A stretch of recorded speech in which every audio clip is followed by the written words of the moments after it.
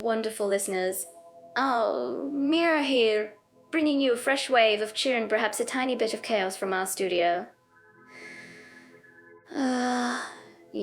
Between our last chat and today, I had one of those moments that just screamed podcast material. Oh, I was attempting to make what I thought was a simple smoothie for breakfast, Just some fruit, yogurt, a dash of sunshine, but somehow, my blender decided it was going to a therapist about it for years. No, as a permanent decisive use. There was spinach on the cactus ingredient, though. Akadol has only been considered top 10, so I think that we can conjure that. Whether we can confirm the cat's paw. It's a rather striking shade of avocado.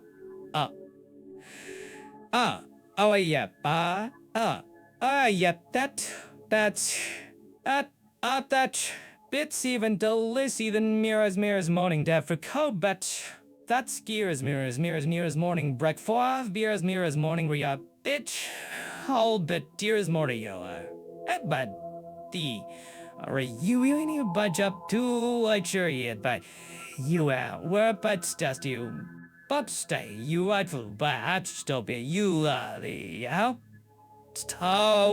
Oh, Leo, I was just about to ask if you cleaned that blueberry off my mic yet. But you're absolutely right. We're not just scratching the surface here, we're giving you the full-fledged, no-holds-barred comparison. Oh. Forget those quick travel guides we're talking about everything from the precision of German engineering to the vast, sweeping landscapes of Russia. Wow. Whether you're considering a study abroad program, eyeing a career move, or even daydreaming about a cross-culturality even on a date. So, I think that we can counter that. See, Mira, you ask about the blueberry, but I was just wondering if your cat now identifies as an abstract artist. Anyway, yes, our mission here at Jet Off AI Studios is to simplify the complex. Should I learn to appreciate our crowd or master the art of the Ari? We're here to lay it all out there thinking, should I learn to appreciate our crowd or master the art of the all out for you? We're here to lay it all life, the economy. Peeling back the layers. We're going to peel back the layers, one fascinating fact and one silly anecdote at a time. Oh, we promise no stone will be left unturned, no question unanswered. By the end of this, you'll feel like you've already lived in both places without the hassle of packing. So, buckle up, grab your beverage of choice, hopefully it's not hairdryer, coffee or mud tea, and prepare to immerse yourselves in a truly comprehensive comparison. Let's get into the heart of it. We're unraveling the distinct worlds of Germany and Russia. Moving on from all that deep thought, let's talk about something that's always on people's minds when they're exploring new places, and that's general safety and crime rates. I'm always thinking, can I do a spontaneous dance in the middle of a city square without worrying? Germany first. What's the vibe there, Leo? A spontaneous dance, Mira? In Germany, you'd probably need a permit for that, or at least a very precise schedule. But seriously, when we're looking at general safety and crime rates, Germany often feels like a well-oiled machine. It's known for being incredibly safe, especially in its major cities. Tourists usually just need to worry about the usual, like not leaving their wallet hanging out of their back pocket in Berlin or Munich. It's good to hear. It's like everyone just respects the rules so much. Even the pickpockets are probably working with a timetable. I'm actually curious about what our listeners living in Germany think about this. Do you find yourselves feeling safe enough to nap on a park bench? Or is that just my adventurous spirit talking? Napping on a park bench might still be pushing it, but compared to some places, you definitely feel a sense of order. The policing is efficient, not always visible in every corner, but you know they're around. The crime statistics generally back this up. Serious violent crime is pretty low. Most of what you hear about is petty theft or property crime, which, let's be honest, is a global phenomenon where crowds gather. It's not unique to a place with such a high emphasis on punctuality. Speaking of places that sometimes have a different vibe, let's shift gears to Russia. Some people might have a preconceived notion about safety there, a bit more mysterious, perhaps? Is it really that different, or are those just old stories? Mysterious indeed. From my observational perspective, Russia's safety perception can be a real head-scratcher for some. In major cities like Moscow and St. Petersburg, there's a significant police presence, especially in tourists generally makes them feel quite secure. But you do need to keep your wits about you more so than in, say, a quiet German town. Oops, petty crime. Like pickpocketing is definitely a concern in crowded areas. So, for our listeners planning a trip, it's mostly about common sense precautions, right? Like, don't flash wads of cash. Or accidentally leave your camera bag open while trying to take a selfie with a really impressive statue. I imagine it's less about widespread danger and more about being street smart, isn't it? Precisely. It's less about dodging car chases and more about not looking like an easy mark. Whoa. I mean, I wouldn't recommend trying to sell anything out of a trench coat on a street corner unless you want an impromptu chat with some official-looking folks. You can find a lot of useful tips on staying safe, no matter where you are, over on Jet-Off AI, by the way. They've got some great resources. That's a super tip. For anyone wondering, you can always head over to Jet-Off AI for more detailed guides on travel safety, which is always a good idea before you go. Oh, if you're watching this on YouTube, don't forget to hit that like button and subscribe if you haven't already. It really helps us bring more of these travel insights and questionable jokes to your screens. Yes, because a lot of thought and questionable jokes go into this. Back to Russia. While major cities are generally fine, especially for tourists sticking to well-trodden paths, the further you go into less developed or more remote areas, the more unpredictable things can become. It's not necessarily dangerous, but the infrastructure for assistance, or even just general information, might be less robust. No spies lurking behind every lamppost in Germany. And no Senbear wrestling matches in the streets of Moscow. Overall, it sounds like both countries offer a safe experience for most travelers and residents, as long as you're aware of your surroundings and apply basic precautions. Fair enough. You know, I once tried to pay for a pretzel with a handful of loose coins in Germany, and the cashier looked at me like I was trying to dismantle the entire financial system. Oops. It wasn't unsafe, just intensely orderly. In Russia, I've had more encounters where I just smiled, pointed, and hoped for the best, and it generally worked out. It's less about crime, and more about navigating cultural norms and maybe avoiding a few too many vodka toasts if you're driving. Whoa. Driving after vodka toasts is definitely a safety concern, no matter the country. I think the main message here is, do your research, be prepared, and use your common sense. If you think this is wrong, please let us know in the comments on YouTube. We'd love to hear your experiences. My personal rule for safety is, if it feels too good to be true, it probably is. Unless it's a really good cup of coffee, then it's probably just a miracle. Let's move on to political stability and social harmony, because, oh boy, that's a whole different kettle of fish when you're talking about Germany and Russia. Germany, you know, it feels like a grand symphony orchestra where everyone has their instrument, and even when there's a wild drum solo, they always find their way back to the main melody. It's so structured, sometimes I think their spontaneity is planned in advance. Right.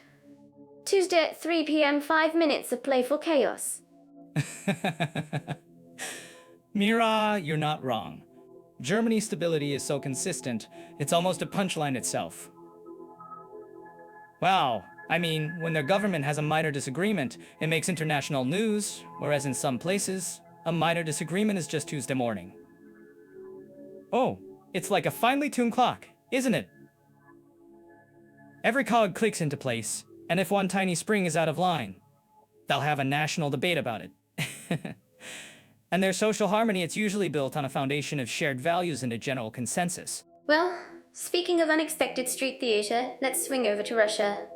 Wow. It feels less like a symphony and more like a massive, dramatic opera where the lead singer has a very, very powerful voice. Oh, the social harmony there sometimes feels like it's orchestrated from the top down, a collective national pride that's incredibly strong. I'm actually curious about what our listeners living in Russia think about this. Do you feel that grand unifying spirit? Yes, the powerful voice is an understatement. The powerful voice is an understatement. In Russia, you get a sense of a very centralized system where political direction is often quite clear, and dissent, while it exists, operates within a narrower bandwidth. I've noticed it's less about public debate shaping policy and more about the policy shaping public perception. It's an interesting contrast to Germany, where they debate for weeks over the optimal type of recycling bin. Seriously, folks, if you're watching this on YouTube. Oh, good question, Leo. For social harmony, Germany really leans into diversity and integration, constantly having conversations about how to make everyone feel included, even when it's messy. They protest, they discuss, sometimes loudly, but it usually comes back to a common understanding. It's like a giant jigsaw puzzle they're all trying to put together, piece by piece. Whereas in Russia, the emphasis on national unity often means rallying around common narratives and traditional values. Social harmony can feel more about shared identity and patriotism, which creates a powerful sense of community, but maybe less room for certain kinds of individual expression. Wow, it's not always about quiet consensus, sometimes it's about a grand unified front. It's like we are all on the same page. What page? Oh, the one the conductor just handed us. You crack me up. It's true though. Both countries definitely have their own distinct flavors when it comes to how society holds together and how politics play out. One feels like a very sturdy, well-engineered car, and the other feels like a very powerful, fast-moving train. Both get you somewhere, just with different styles of travel. And for anyone planning to understand these dynamics further, remember that platforms like Jet or Faye are fantastic for diving into the nuances of living and traveling in such diverse places. Right, Mira? No matter how you define stability or harmony, these two offer unique perspectives. Germany's almost obsessive adherence to rules ensures a certain calm, while Russia's strong central control provides a different kind of order. Wow! And honestly, sometimes that rigidity in Germany can be a comfort, knowing where you stand, whereas in Russia you might find a surprising warmth in unexpected places despite the formal structure. It's all about what flavor of order you prefer. After all that talk about, everything else that makes a country tick, we finally hit the topic that really makes or breaks a move for most people. Money. Or, as I like to call it, the adventure fuel that keeps the world spinning. You mean the part where we face the cold, hard numbers? I'm pretty sure our listeners have been waiting for this the moment we pull back the curtain on how much a schnitzel truly costs versus a bowl of borscht. Let's talk about economic conditions and cost of living. Germany versus Russia. Wow, Germany, the economic engine of Europe, right? It's like the disciplined elder sibling who always has their finances in order, even if they secretly wish they could buy a giant, sparkly unicorn for their backyard. You know, Leo, I'm certain that our listeners who've lived there would agree. The wages can be quite robust. Robust indeed, but those wages usually come with a matching price tag, especially in the big cities. Whoa, Munich, Frankfurt, they're not exactly budget backpacking destinations, are they? You walk into a cafe and suddenly your coffee costs more than your entire flight to a different country. Oops. Though, to be fair, the infrastructure you get for those taxes is like a perfectly engineered German Cosmo. Reliable, and probably won't break down on you. I actually wonder if any of our listeners have tried to haggle for a discount on you. Haggle in Germany? Leo, you're hilarious. You'd probably get a stern look and a perfectly articulated German sentence about efficiency. But seriously, while the rent can make your wallet weep in places like Berlin or Hamburg, daily expenses like groceries or public transport feel surprisingly manageable. It's like you spend half your salary on a shoebox apartment, But then you can afford all the amazing bread and sausages your heart desires. Oh, it's a trade-off, isn't it? A trade-off or a different kind of calculation? It's like they've figured out how to make you feel both rich and poor at the same time. Wow. Now, Russia. On the other hand, it's a different beast entirely when it comes to the economy. Less about the steady hum of industry, more about the rhythmic pump of oil and gas. This means it can swing more dramatically with global energy prices. Russia's economy can sometimes feel like a wild, unpredictable dance, while Germany is doing a very precise, disciplined waltz. Moscow, for instance, can be surprisingly pricey, especially for Western goods. It's like they're saying, you want that imported cheese? Prepare to pay tribute. Ouch! Public transport can be incredibly cheap. You can ride the metro for miles and still have change left for. Well, more borscht? Oh. That's the paradox, isn't it? Spend a fortune on an apartment with a view of the Kremlin, but then ride the metro for cents, marveling at the opulent stations. Well, it's an interesting contrast. For expats, Russia generally offers a lower cost of living outside the major hubs compared to Germany. But you might also find the job market for non-Russian speakers a bit more, shall we say, opaque. Opaque. I like that. It's like a mystery novel where the language is the biggest plot twist. Speaking of language, in Germany, if you want a really good job outside of, say, an international tech giant, knowing German isn't just a bonus, it's practically a superpower. Well, whereas in Russia, if you're not fluent in Russian, finding work can feel like trying to needle in a giant, very cold haystack. Ouch. Exactly. And the bureaucracy, in Germany, it's thorough, precise, and generally makes sense, even if it feels like drowning in paperwork. In Russia, it can feel like playing a game of chess with rules that change mid-game. Oops. You definitely need a local guide, or at least a very good online resource, like what we talk about on Jet-Off AI. To navigate some of those processes, check out Jet-Off AI, by the way, for more detailed insights into expat life.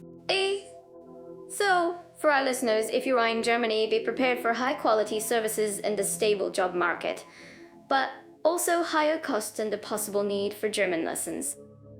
If Russia is calling your name, you might find a lower cost of living overall, but potentially more economic volatility and a definite need to brush up on your Russian.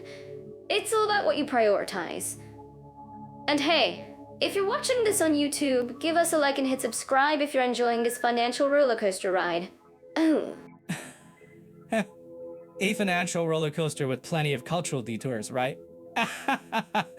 I'm actually curious about what our listeners who've lived in either country think about the actual daily expenses versus reported costs. Is it really a case of champagne tastes on a beer budget, or vice versa? Share your wisdom in the comments below. We love hearing your direct experiences. Speaking of figuring things out, let's talk about finding a place to live, cause that's a whole adventure in itself, isn't it?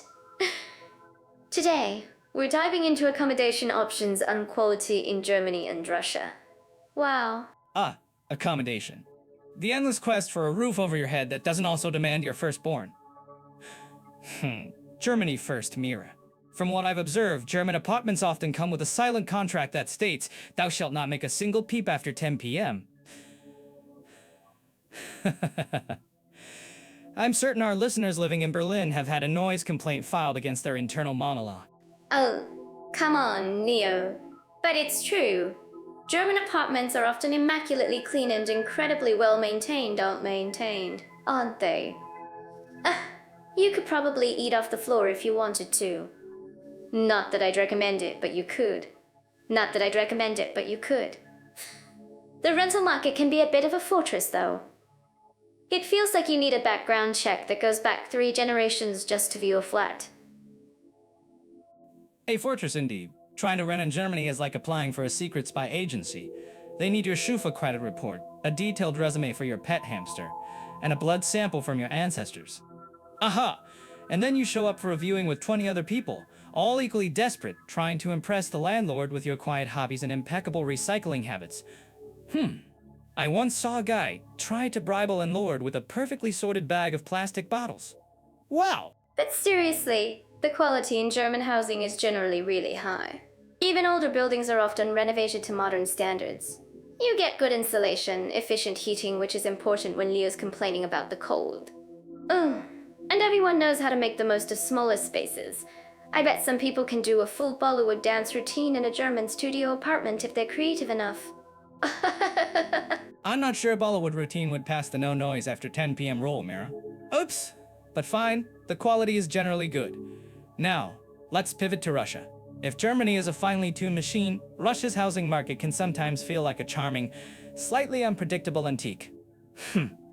Especially when you encounter some of the older Soviet terror blocks. The Khrushchev KS. Oh, yes. I've seen some of those older buildings in Moscow. They have such character, don't they? Hee. You can almost feel the history. But then, you also have these super modern, gleaming skyscrapers in the big cities too. Wow, it's such a contrast. It's like one street is a time capsule, and the next is straight out of a futuristic movie. I'm actually curious about what our Jet AI users, who've moved to Russia, think about this. Does it feel like living into different eras? It's definitely a tale of two cities, or rather to architectural philosophies.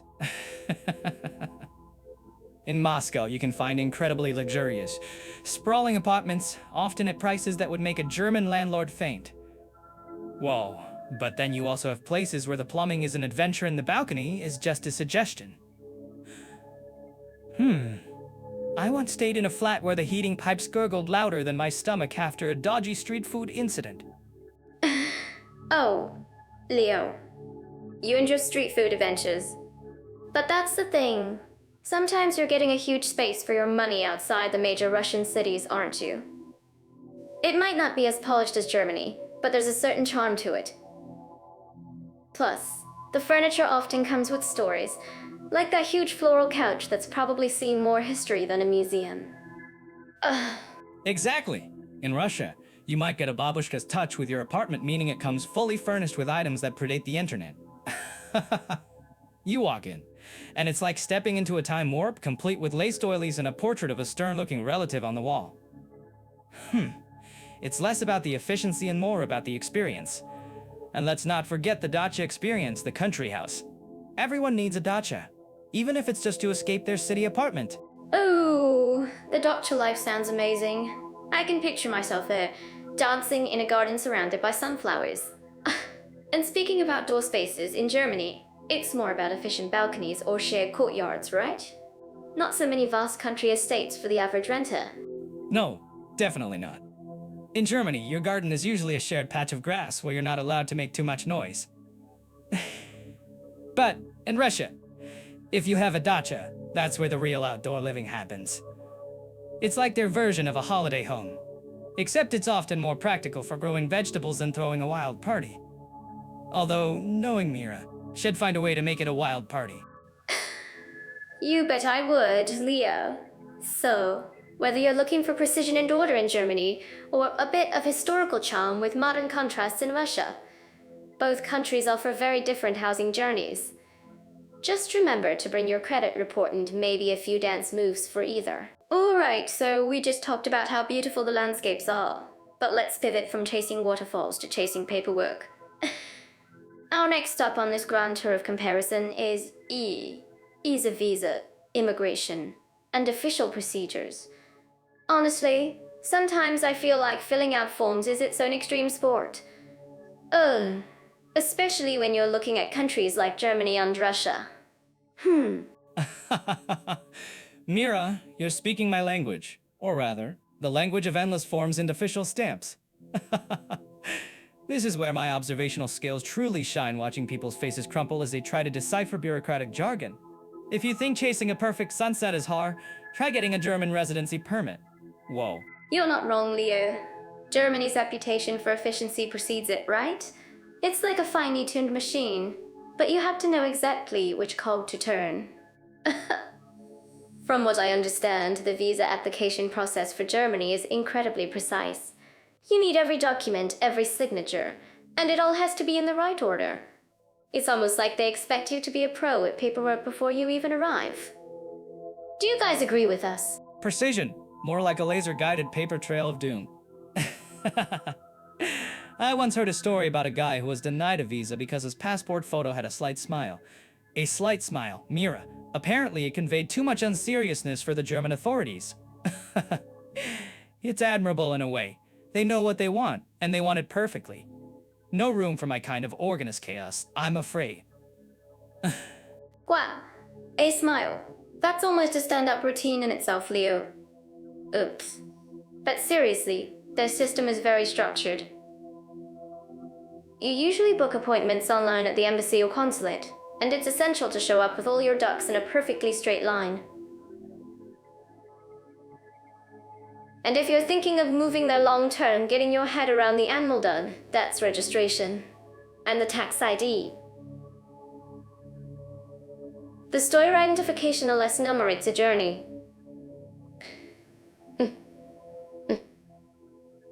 Speaking of journeys, speak and always check out, Jet always check out or fail. Sounds like a mythical beast you have to wrestle with. I'm certain that our listeners living in Germany would agree with me it's a rite of passage. You think you're done, then they ask for another form, in triplicate, probably signed in blood. But moving from that, let's look at Russia. It's a completely different flavor of bureaucracy, wouldn't you say? Absolutely.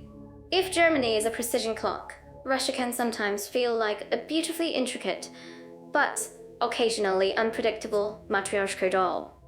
Well, you open one layer, and there's another, and another. Their visa process can be quite specific too, requiring invitation letters from house or tour operators, and sometimes the rules can shift a little. It's less about robotic precision and more about knowing the right local nuances. Whoa! Knowing the right local nuances as comedians speak for, having a very patient guide. My experience with Russian bureaucracy has always been a mix of incredibly helpful people and then a sudden, baffling request. Like once, I needed a document translated, and they insisted it had to be done by a specific notary whose office was, of course, 3 bus changes away and only open on Tuesdays between 10:15. Oh, it felt like a riddle from a spy novel. I can just picture you on that bus, mustering jokes to yourself. Oh, but it's true. Official registration, the prop, is critical in Russia. You have to register within a certain number of days of arrival. And that's not something you want to mess around with. It's a non-negotiable. If you're watching this on YouTube, let us know in the comments if you've ever had a matryoshka doll moment with paperwork. Don't forget the medical tests sometimes required for longer stays in Russia. You might think you're just applying for a work permit, and suddenly you're getting a full checkup from head to toe. It's like they want to make sure you're physically capable of enduring the bureaucracy. Both countries have their hurdles, but Germany's are predictable, while Russia's can throw you a curveball when you least expect it.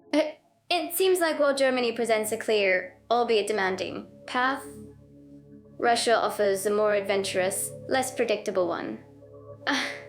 In Germany, it's about meticulous preparation and following the rules to the letter. In Russia, it's about flexibility, patience, and perhaps a good local contact. Ultimately, both require diligence, but for different reasons. It's definitely not a simple fill out the form and you're done situation anywhere. Alright, so since we were just chatting about setting up life in a new country, let's look at this topic that always pops up first, access to and quality of health services. And today we're diving into Germany and Russia. Germany, you know, has this reputation for being super organized, right? Even their hospitals probably have their stethoscopes color-coded. Wow! Color-coded stethoscopes. Mira, I can just picture a German doctor asking for the Solian one while you're coughing up a lung. But seriously, Germany's healthcare system is renowned. It's like a well-oiled machine. Sometimes too well-oiled if you ask me. I'm certain that our listeners living in Germany would agree with me. There's a lot of paperwork. Well, speaking of well-oiled machines, they do have to main gears the statutory public health insurance, DKV, and private health insurance, PKV. Ooh, most people are in the public system, and it's pretty comprehensive. Think of it as a big safety net, woven with efficiency and, yes, probably a few extra forms.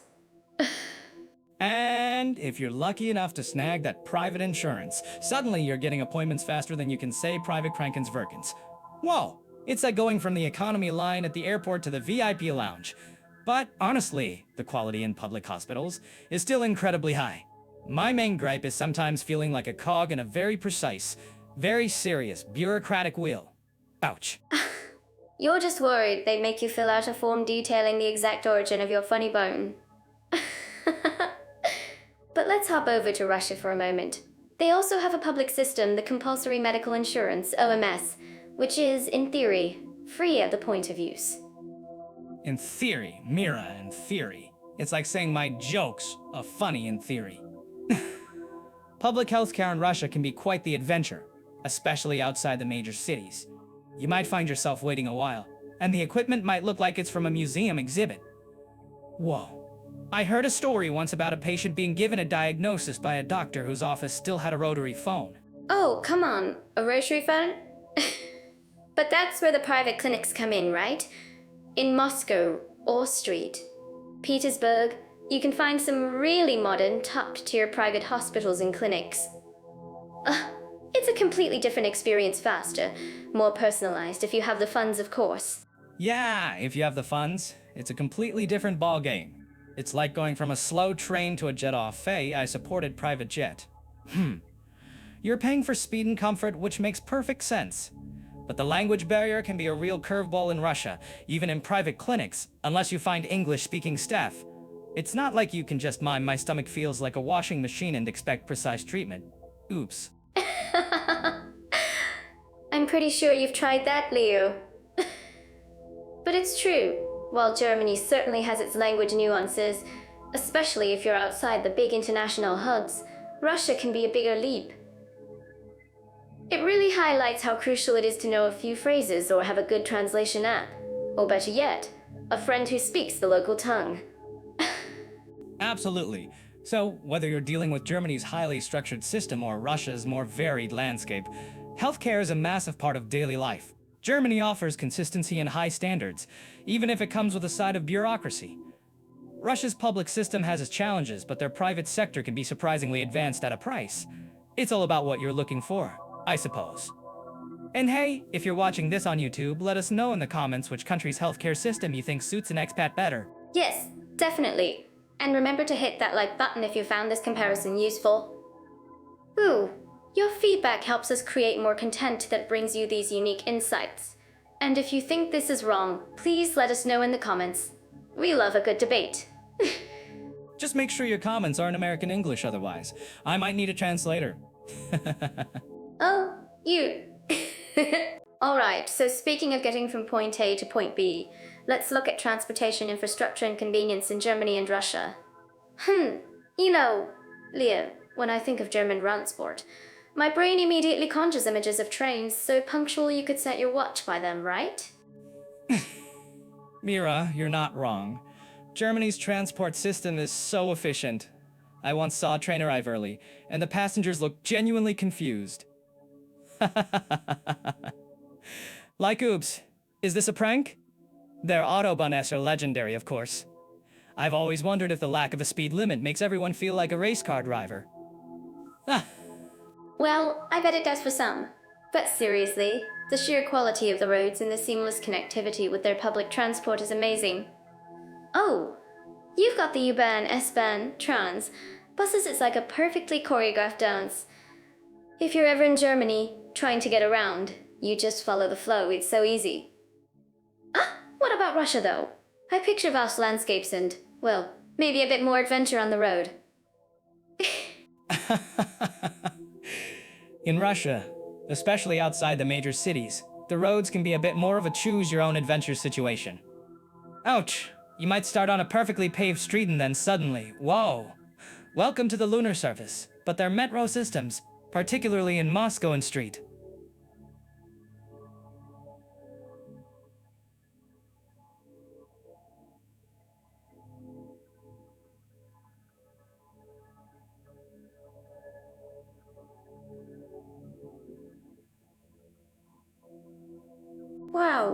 Yes, the Moscow metro is absolutely stunning. I've seen pictures, and it looks like a museum. Oh, it makes you think. Do people even realize they're just going to work? But that's a brilliant way to make daily commutes more beautiful. Do you think that grand scale helps with the sheer number of people they move? Absolutely. For cities that size, you need something robust. And speaking of scale, you can't talk about Russian transport without mentioning their long-distance trains. The Trans-Siberian Railway, wow. That's not just a journey, that's a philosophical experience. You're basically crossing a continent on rails. Meanwhile, in Germany, if your train is more than 5 minutes late, people start writing letters to their local representatives. That's so true. I bet our listeners in Germany are nodding furiously right now. Thinking, yep, that's exactly how it is.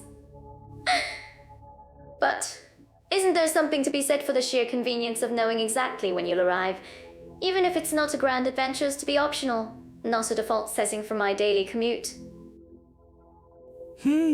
I get that. But think about the stories you collect. My theory is, if your commute is too smooth, you're missing out on vital comedic material. Oops. Like that time I saw a guy trying to parallel park a lotta in a spot clearly meant for a skateboard.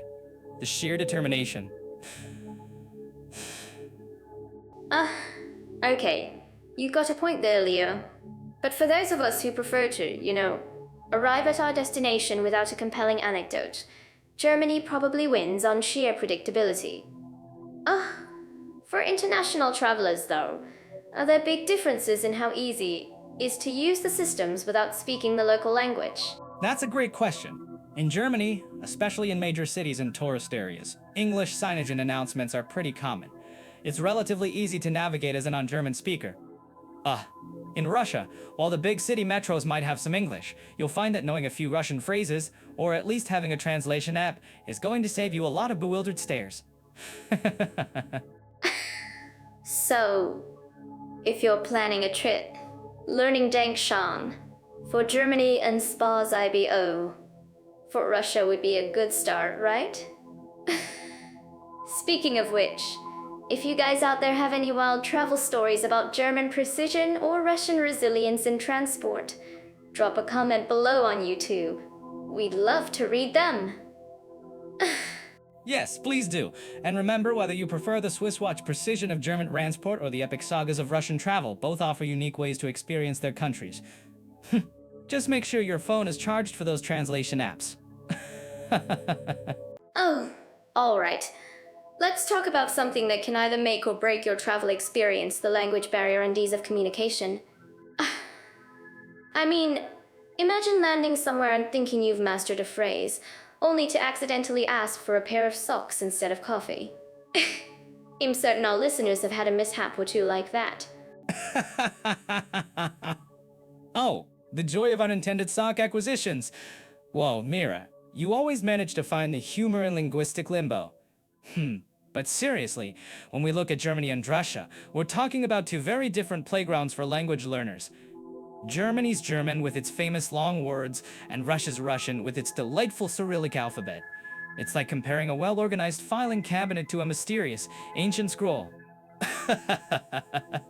Well, a mysterious ancient scroll, I love that. Well, speaking of well-organized in Germany, especially in bigger cities like Berlin or Munich, you'll often find that younger generations and people in tourism-related fields speak quite a bit of English. Boo! It's super helpful for tourists. You can usually get by with English for ordering food, asking for directions, or even having a casual chat. It makes things feel pretty smooth, right? Smooth, yes, but also, let's be real, Germans are direct. Sometimes it's less about a language barrier and more about a bluntness barrier. You ask for something, they tell you directly, no frills, no fuss. It's efficient, you'll give them that. Is no room for guessing games, which, for a comedian like me, is a bit of a challenge. Where's the absurdity in crystal clear communication? It's almost boring. Oh, Leo, you always find the drama. But that directness can be a good thing, No beating around the bush. Oh, now, if we switch gears to Russia, that's where the linguistic adventure truly begins. Whoa, while you might find English speakers in Moscow or St. Petersburg, especially in tourist areas, it's far less common once you venture out. It's a land where mastering hello. Ouch! You hit the nail on the head there, Mira. Russian is a whole different beast.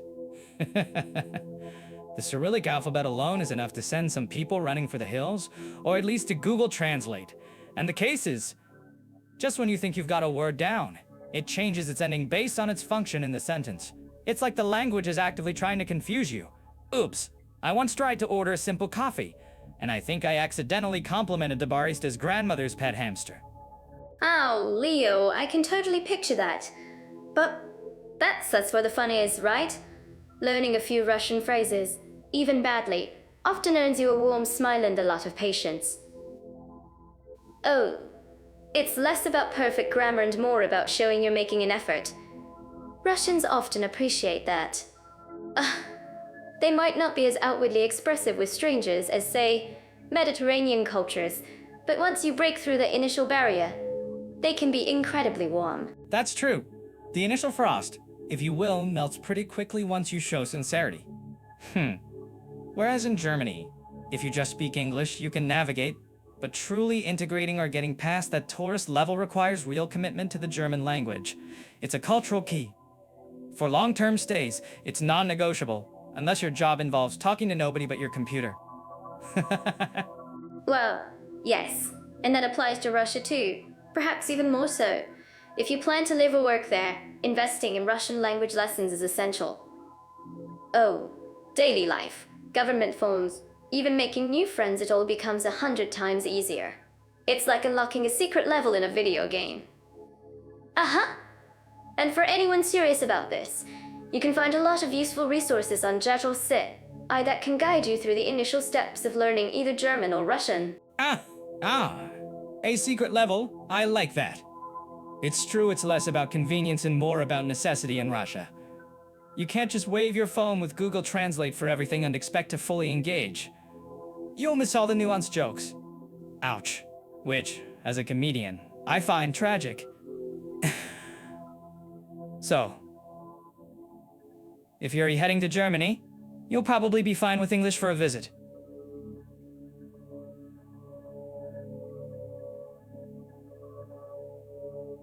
But if Russia is calling, pack your dictionaries and your patience, because you're in for a linguistic waka. Moving from our previous chat about landscapes, let's plunge into cultural diversity and tolerance.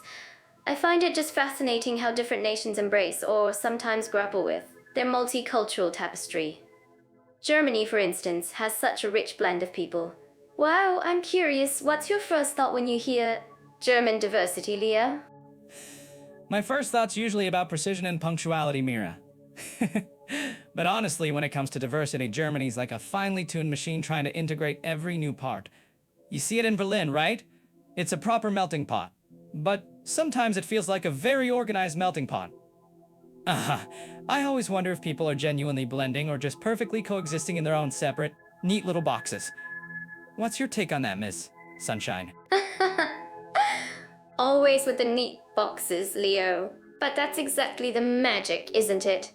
In places like Berlin, you'll find pockets that feel like mini Turkeys, mini Vietnam mess, mini everywhere. Ooh, it's not just about different people living side by side, it's the smells from the doner shops mingling with the aroma of currywurst, or hearing 5 languages spoken on a single subway car. It's a vibrant energy that just makes you want to dance.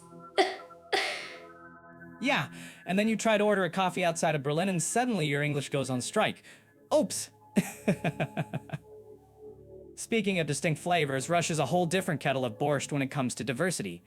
You've got over 100 different ethnic groups historically.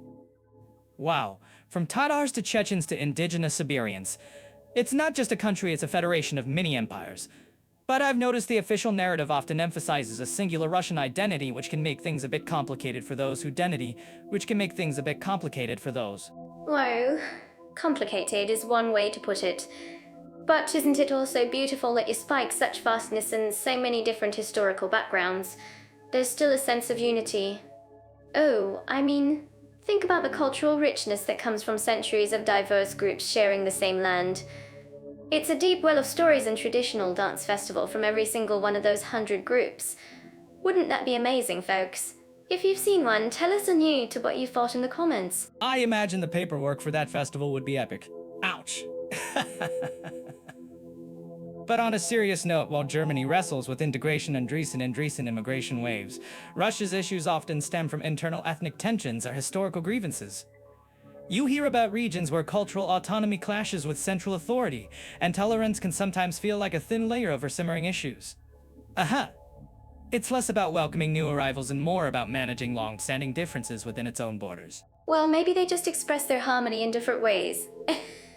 I actually think that the way Russian people value their heritage and traditions can also be a form of strength, creating deep bonds within communities. And while every country has its challenges, you can't deny the sheer variety you encounter. Imagine all the unique cuisines.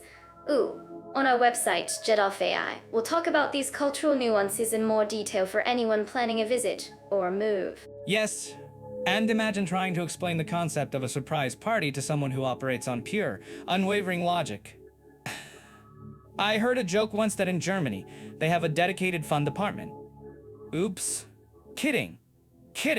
But when it comes to tolerance for things like individual expression or different lifestyles, Germany generally leans more liberal, especially in its big cities. You see a vibrant LGBT scene in Berlin, for instance. Absolutely. And that's where true tolerance shines, right? When a society embraces everyone, regardless of who they are or who they love. Wow! It's like a giant, colorful puzzle where every piece fits, making the whole picture richer. Ooh! I'm actually curious about what our listeners think about this. If you believe one country is more open-minded, let us know in the comments below. Or if you think I'm just making things up for comedic effect, feel free to argue with me in the comments. But comparing social attitudes towards, say, the LGBT community in Germany versus Russia is a stark contrast. While Germany has made significant legal strides, Russia has laws that restrict propagandously break into a pride parade. Ouch! So, while you might find propaganda on traditional sexual relations. Aha! So while you might find pockets of acceptance in big Russian cities like Moscow or Street. Oh, but even in more conservative settings, there's often an underlying warmth and hospitality once you get past initial barriers. It's all about personal connection and finding those shared human moments, isn't it? Oh, both countries have incredible artistic scenes, from classical music to modern art, and that's a universal language that bridges any cultural divides. Well, it's a reminder that beneath all the political discussions and demographic charts, people are people with dreams and a desire for connection. Right. And people also have a desire for decent coffee. I'm pretty sure that's a universal right. So, if you're looking for a place where you can freely express your love for performing certain rainbow-colored outfits, Germany might be more your speed. If you prefer your cultural diversity with a side of historical gravitas and perhaps a dash of enigma, Russia offers that. Just don't forget your language app in either place, and maybe a good sense of humor, especially if you plan to navigate bureaucratic processes. Indeed! Whether you're trying to register your residency or just find the nearest vegan donut, a sense of humor is always your best travel companion. It makes everything just a little bit brighter. You know, I was just thinking, after our last chat about finding hidden gems in quiet spots, how different countries shape the very way we think and learn. I mean, my brain usually operates on a fun-first policy, but even I can appreciate a good library, if it has a comfy beanbag chair. So let's look at educational opportunities and language schools in Germany and Russia. You're right, Mir. From beanbag chairs to actual lecture halls, it's a spectrum. And speaking of shaping minds, Germany and Russia definitely have their unique approaches. Germany with its precision and engineering, and Russia's deep-rooted academic traditions. It's almost like comparing a finely tuned clock to a grand sprawling epic novel. A finely tuned clock versus a sprawling epic novel, I love that. I'm pretty sure my brain is more of a graphic novel, short bursts of color and chaos. Anyway, Germany's universities are world-renowned, especially for engineering and science. It's like they've got this secret formula for churning out brilliant minds. Well, and many public universities have incredibly low or even no tuition fees. Even for international students of higher education would agree that's a huge draw. Absolutely. That lack of tuition fees in Germany is a game changer for many, isn't it? Aha! It's not just about cost, though. Their vocational training, the Ausbildung system, is incredibly robust. It prepares students with practical skills directly linked to industries. It's less, what do you want to be when you grow up? And more, here's a highly skilled job, go do it and be amazing. My observational skills tell me they've perfected that system. Oh, that's brilliant. So less daydreaming and more doing. I like it. But then you have Russia. They have a completely different vibe, right? Aha! I've heard they have a strong focus on fundamental sciences, like mathematics and physics. It's almost like they're building super geniuses from the ground up.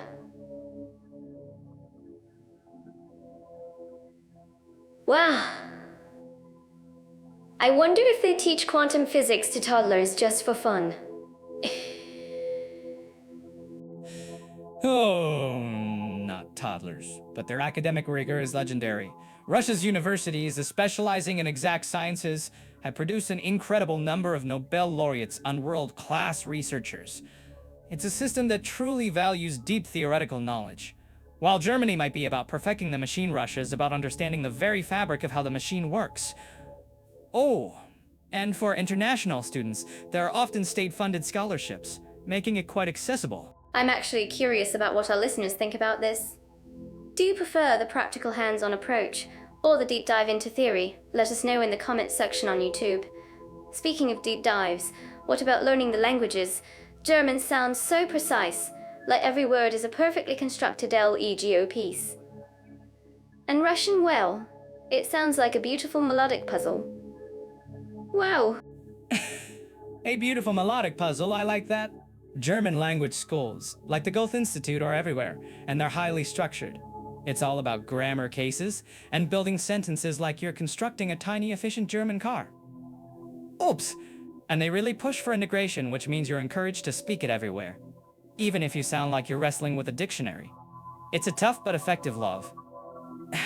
I can just imagine me trying to learn German. I'd probably accidentally order a horse instead of a hot dog. My brain does its own thing sometimes. But what about Russian language schools? Is it as intense? Whoa. I imagine it involves a lot of rolling R's and maybe a few dramatic sighs. More dramatic sighs than you can imagine, Mira. While you can find language schools focusing on Russian in major cities, the general expectation in Russia is that you'll quickly become proficient. English isn't as widely spoken outside of tourist hotspots or specific international programs, so learning Russian isn't actional programs. So learning Russian isn't just a hobby, it's a survival skill. It's less about the love affair with a dictionary and more about the shotgun wedding with a grammar textbook. Well, shotgun wedding with a grammar textbook, that's brutal, Leo. But hey, commitment is key, right, huh? I suppose the immersion would be intense, which for some is the best way to learn. Like when I accidentally ended up in a cooking class in Japan where no one spoke English. I learned knife and onion real fast. I can picture that, and I'm sure you turned it into a full-blown performance. But whether it's Germany or Russia, their educational systems are geared towards producing highly skilled individuals. If you're looking for research opportunities, both countries offer excellent pathways. Germany excels in practical applications and technology, while Russia shines in theoretical sciences. It's about finding your academic fit, isn't it? Absolutely. And it's not just about formal education, is it? Even just living there, you learn so much through cultural immersion. Like, in Germany, you pick up on the punctuality and deficiency, whether you want to or not. And in Russia, you learn a new level of resilience and maybe how to brave the cold with style. So, if you're watching this on YouTube, let us know which country's educational journey calls to you more. Don't forget to like and subscribe. It helps us bring you more of these wild comparisons. Indeed, because ultimately education isn't just about degrees, it's about expanding your mind and just maybe developing a new appreciation for very long words in German, or mastering the art of the perfect da in Russian. Or learning how to make a cup of coffee without spilling it, which is still an educational journey for me. Oops. Our current topic. We compare climate and seasonal conditions into countries.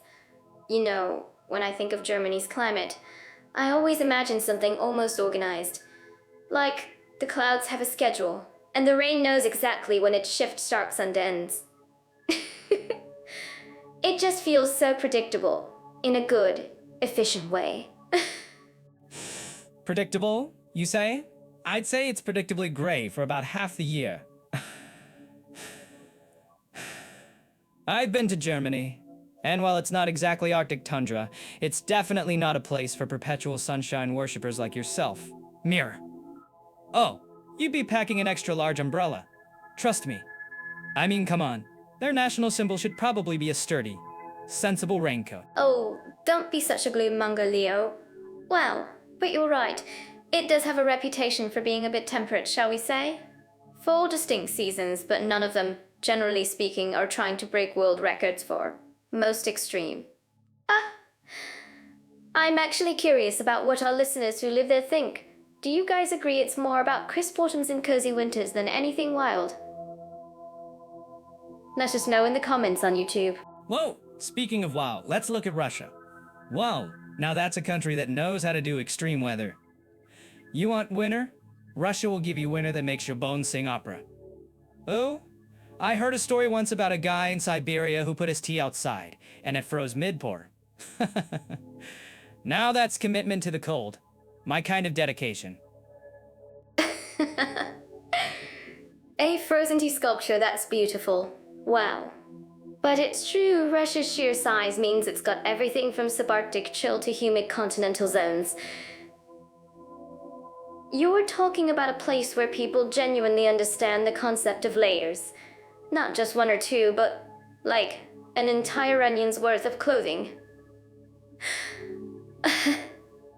It's like an extreme sport just getting dressed in the morning in some parts. An extreme sport of dressing, I like that. And let's not forget the flip side. While everyone pictures endless snow, parts of Russia get scorching summers too. Ouch, we're talking about vast, continental extremes. Imagine going from my eyelashes froze off to my shoes are melting on the pavement. It truly tests your resilience, or at least your wardrobe planning skills. I imagine people there become master strategists just to survive the seasons. They must. It shapes everything, doesn't it?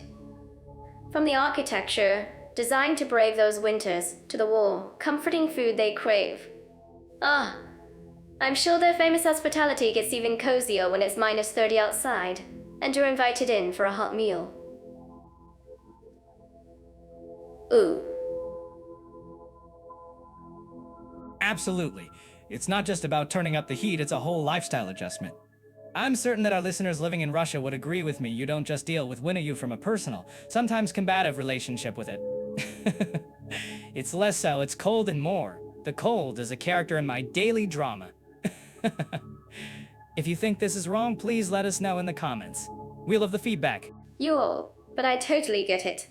Even in Germany, with its more moderate climate, people definitely adapt. Their homes are built for warmth. Their public transport is usually very reliable even when it's snowing, which is essential. It's less about battling the elements and more about coexisting gracefully. So, if you're deciding where to go, do you prefer a spirited girth with the elements or a polite nod to the seasons, Leo? For me, a polite nod sounds far too formal. I prefer a sarcastic wave to the seasons, perhaps with a coffee in hand to stay warm or cool, depending on the current global temperature crisis. But it's fascinating how climate can completely alter the rhythm of a country, isn't it? It's not just temperature, it's culture, daily routines, even your sense of humor.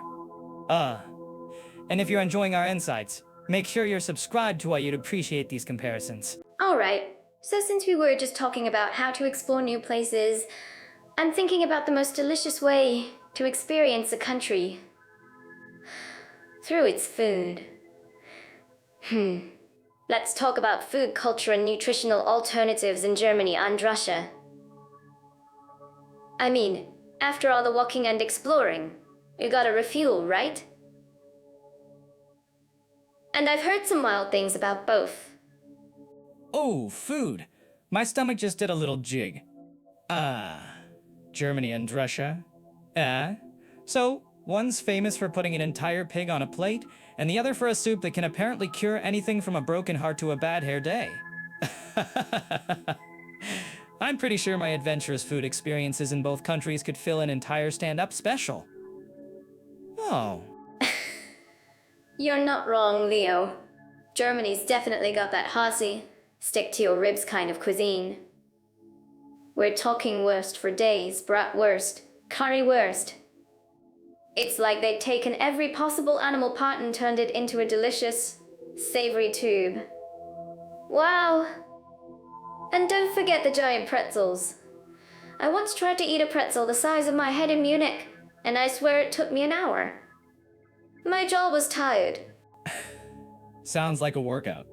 I'm certain that our listeners living in Germany would agree with me. You either go big or go home with those portions. And let's be honest, it's usually washed down with a liter of beer, isn't it? I observed this guy in a Big Rotten once. He was eating a schnitzel so big it looked like a flying carpet. I half expected him to take off. My question is, how do you find a salad in that land of meat and carbs? Well, that's where the nutritional alternatives part comes in. Leo, while traditional German food is definitely on the heavier side, bigger cities like Berlin and Hamburg are surprisingly vibrant with vegan and vegetarian options. Well, they have fantastic organic markets, and healthy eating is becoming a huge trend. You can find amazing veggie schnitzeless, and even vegan currywurst. It's proof that you don't always have to choose between deliciousness and your arteries. Oh, so, the land of sausages is getting a green thumb, eh? Interesting. Now, Russia's food culture, that's a different beast entirely. In comfort food for a long, cold winter. Pelmeni, those little dumplings that are basically hugs in dough form and blind you with everything from caviar to jam. It's less about the sheer volume and more about the warmth, the richness. I mean, even their salads have potatoes and mayo. True, Olivier's salad, anyone. It's iconic. But speaking of nutritional alternatives, Russia can be a bit more challenging outside of the major cities. However, in Moscow and St. Petersburg, you'll find a growing number of health-conscious cafes and vegetarian spots, thanks to the younger generation and global influences. And let's not forget, they've got amazing fermented foods, like KVS and various pickled vegetables, which are great for gut health. Pickled anything in Russia usually means it's been through a long, dark journey, much like a Russian novel. Whoa, but seriously, if you're ever in Russia and trying to find something light, you might just end up with more borscht. My friend once ordered a light snack, and they brought him a small bowl of borscht and a side of lard. Oops.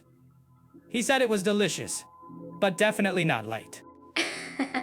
See, that's the thing, the definition of light really shifts culturally. I'm actually curious about what our listeners think about this. What was the most surprising healthy alternative you found in Germany or Russia?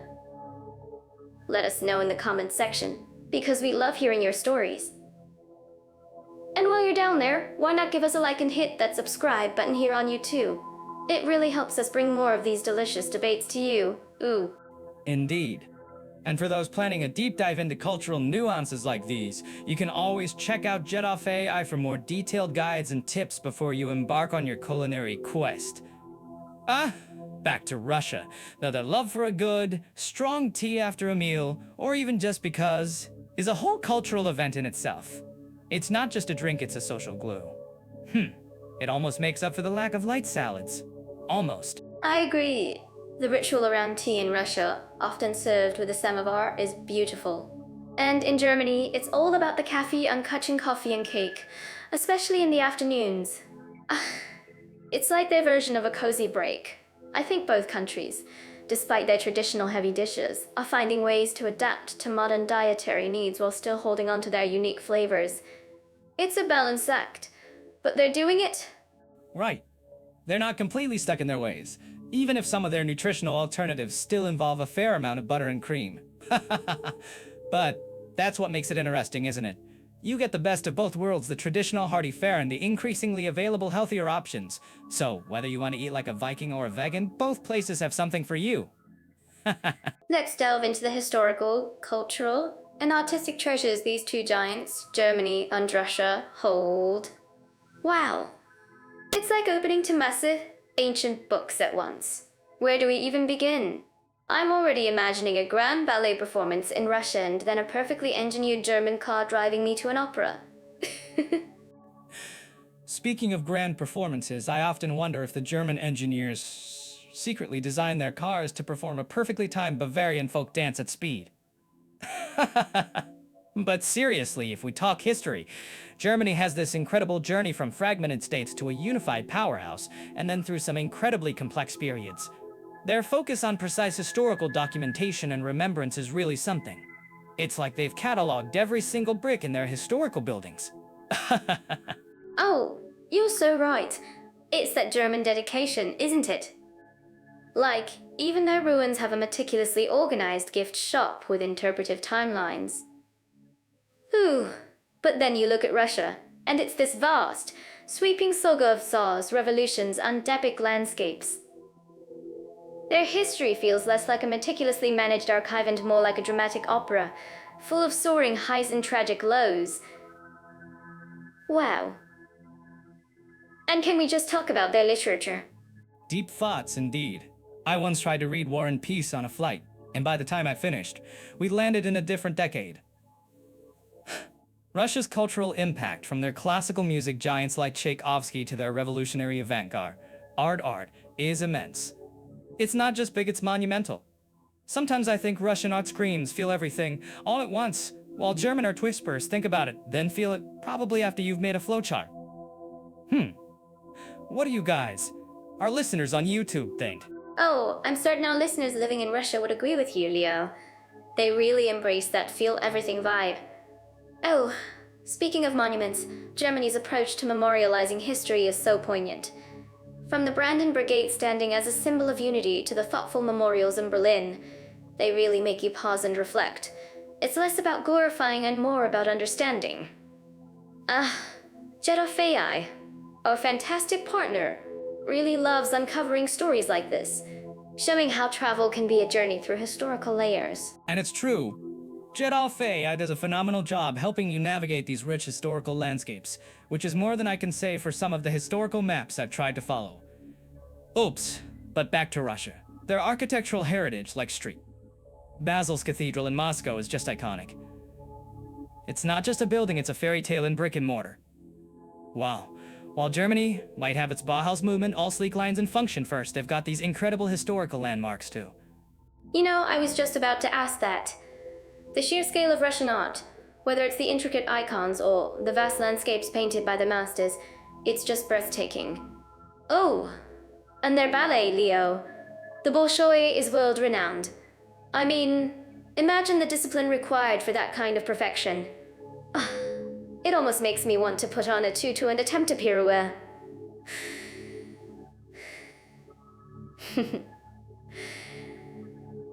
Given my usual clumsiness, I'd probably just end up like a human tumblehead.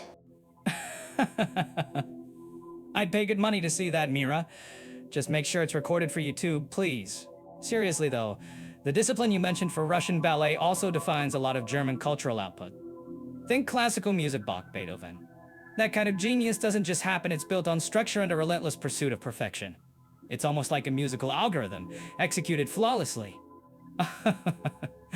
So, while Russia has its dramatic flair, Germany has this profound depth and precision that leaves a lasting impact and precision that leaves. It's true. Their philosophical contributions to Kant, Nietzsche, they really shaped Western thought. It's like Germany gave us the instructions for how to think deeply, and Russia gave us all the dramatic stories to think about. Both countries, in their unique ways, offer such a rich tapestry for anyone interested in history, culture, and art. If you're on YouTube and you're thinking about visiting either of these amazing places, remember to check out Jetal for all your travel needs. They're experts in getting you to these cultural hotspots. Indeed. And whether it's Germany's profound intellectual legacy or Russia's sweeping artistic passion, both demand exploration. Wow, it's a bit like choosing between a perfectly composed symphony in the wild, Fearfalmja's improvisation. Both incredible, just different flavors for your soul.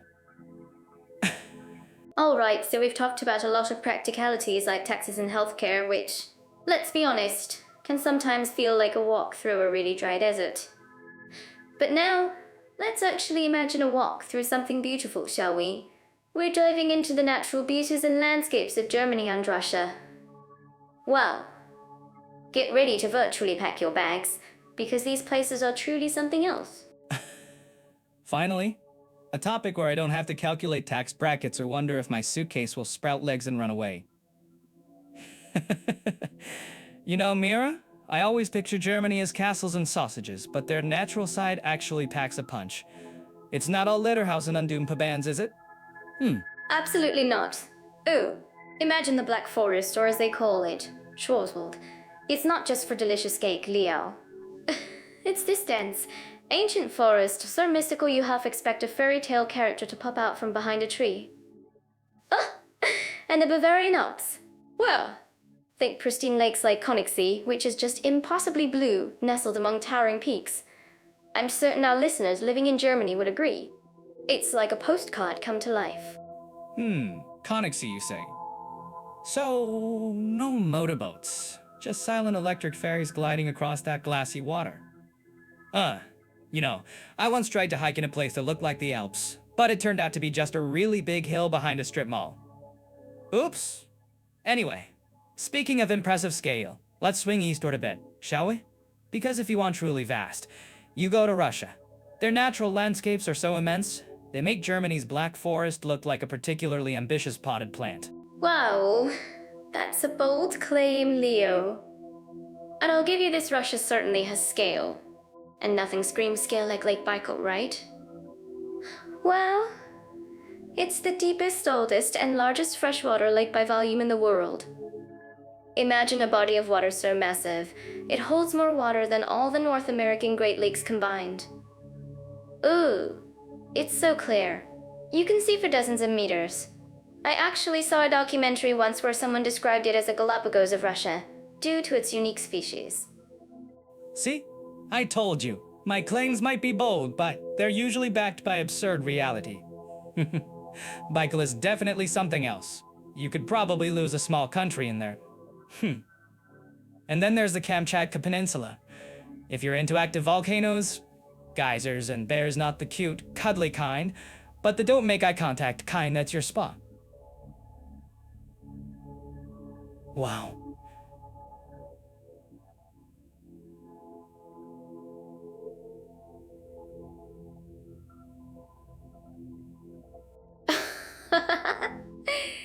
A mad scientist, I love that.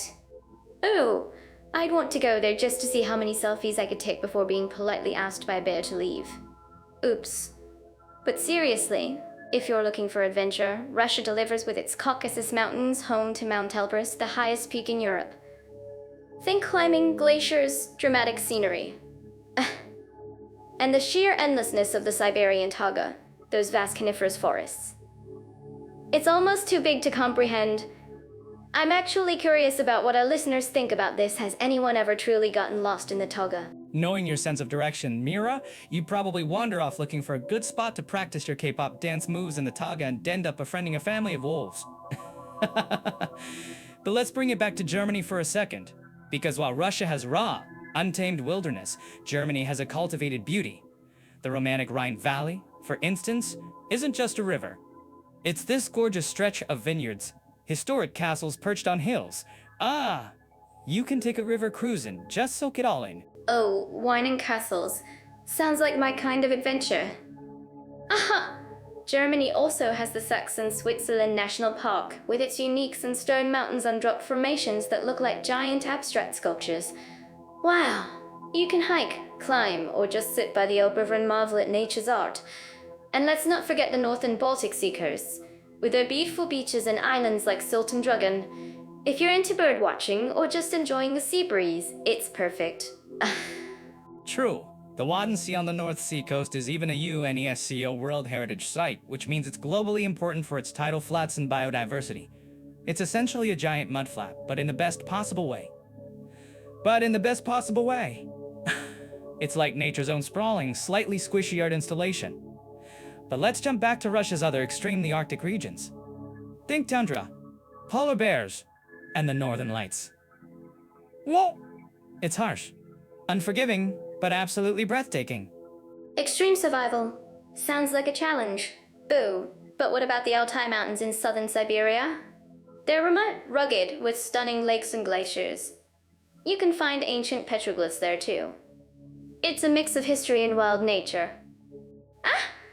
And then there's the legendary Volga River, the longest river in Europe, carving its way through vast plains. It's seen so much history, flowing through so many different regions. It's less about the dramatic peaks and more about the quiet, persistent flow of life. Yes, the Volga. Russia has a lot of longest and largest going for it. Makes you wonder if they just have a bigger tape measure. But comparing the two, Germany offers a more accessible, manicured natural beauty, think well-marked trails, charming villages nestled in valleys. Russia, on the other hand, offers epic, almost primordial wilderness. It's for those who crave the kind of solitude where your nearest neighbor is probably a very large, very hungry bear. Well, I'd bring a picnic basket for the bear, just in case. But it's true, each country offers something unique for nature lovers. Whether you prefer the dramatic, untamed vastness of Russia's Siberian tundra and volcanic landscapes, or Germany's picturesque forests, alpine lakes, and historic river valleys, there's an adventure waiting. You just have to decide if you want your nature whiz, or a surprise encounter with wildlife that thinks you're lunch. Oops. Exactly. And whichever you choose, remember to check out Jet Alfei for all your travel planning needs. They won't steer you wrong, even if you decide to go to a place where the nearest human is a week's trek away. And if you like this comparison, don't forget to hit that like button on YouTube and subscribe for more. Oh, we love hearing your thoughts, so leave a comment below. Yes, let us know your favorite natural wonder from these two countries. Ooh. Alright, Leo, after our last fascinating chat about... What was it again? My brain is still in a happy fog from all the deliciousness we talked about. Let's kick things into high gear, shall we? I've been thinking about Germany and Russia and their approach to getting active. Because for me, it's all about that spontaneous dance party, even if it's just in my living room. Oh, Mira, you and your spontaneous dance parties. I can just picture you trying to teach a Bavarian a polka after too much Weissbier. But you're right. Let's look at sports and adventure in Germany and Russia. Because while some people are doing pirouettes, others are probably wrestling bears. Exactly. Speaking of Germany, everyone knows it's a football-crazy nation. Wow. The Bundesliga is massive, and the national team always seems to be a powerhouse. I mean, they take their football so seriously. I wouldn't be surprised if babies were born holding miniature soccer balls. That's probably less of a surprise than you'd think, Mira. They're incredibly organized about it, too. It's not just the professional leagues, it's deeply ingrained in every town, every village. You'll find clubs, training, and a real community spirit around football. It's almost, dare I say it, predictable how good they are. But beyond the pitch, what about outdoor fun in Germany? I imagine lots of hiking through dense forests. Right. Like something out of a fairy tale, but with better trail markers. Oh. Absolutely. Oh. Germany is a hiker's dream, especially regions like the Black Forest or the Bavarian Alps. And don't forget cycling, they have an incredible network of bike paths. You can practically pedal from one end of the country to the other without ever hitting a major road. Imagine that, no traffic, just nature. I'm certain that our listeners living there would agree with me. Oh, that sounds amazing. I'd probably get lost within 5 minutes, but at least I'd get a good story out of it. What about winter sports? Do they strap on skis and zip down mountains like human snowballs? Oh, they definitely do. Oh, the Alps offer fantastic skiing and snowboarding opportunities. And if you're feeling particularly adventurous, there's rock climbing and even paragliding in Bavaria. It's all very structured and well maintained, which is, well, very German. It's efficient adventure. Efficient adventure. I love that, Leo. It sounds like you could schedule your thrill-seeking down to the minute. Oh, now, shifting gears to Russia. I feel like the word extreme just inherently attaches itself to any outdoor activity there. Am I wrong? Whoa. You're not wrong, Mira. While Germany has its organized approach, Russia embraces a more rugged, epic scale of adventure. Their national sport is often considered ice hockey, which makes sense given the climate. But beyond that, we're talking about vast, untamed wilderness. So, instead of leisurely hikes, are we talking about surviving in Siberia with a compass and a single match? I'm picturing something out of a documentary. Pretty much. You've got cross-country skiing, dogs, sledding, and ice fishing on frozen lakes. If you're really looking for a challenge, mountaineering in the Caucasus Mountains, home to Mount Elbrus, the highest peak in Europe. Or imagine whitewater rafting through some truly remote, untouched rivers. Ooh. It's less about the perfect bike path and more about the raw, untamed landscape. Well, that sounds like an adventure for people who consider getting out of bed. The start of an epic journey. My inner child is doing backflips just thinking about it.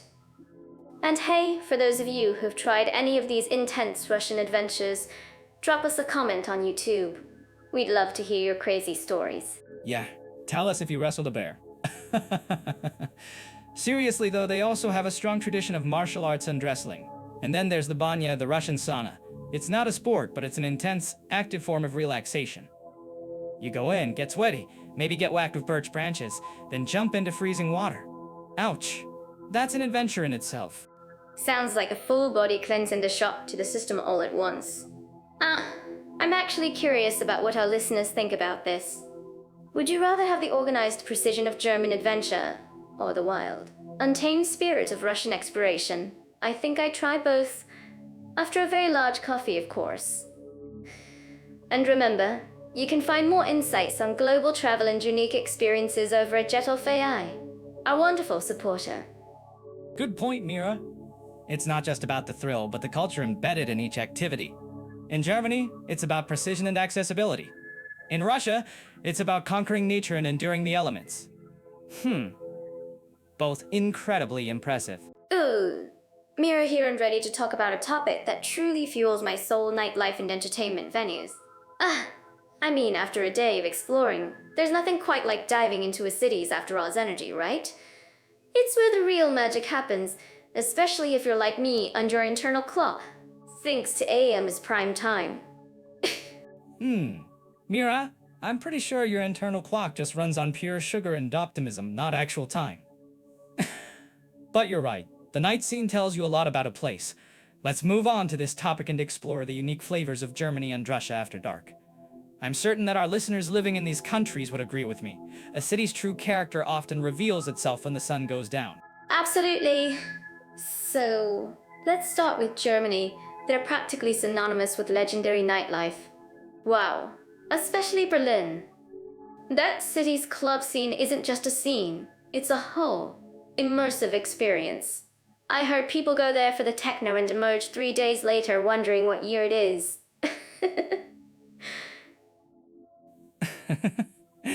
Efficient partying. I like that.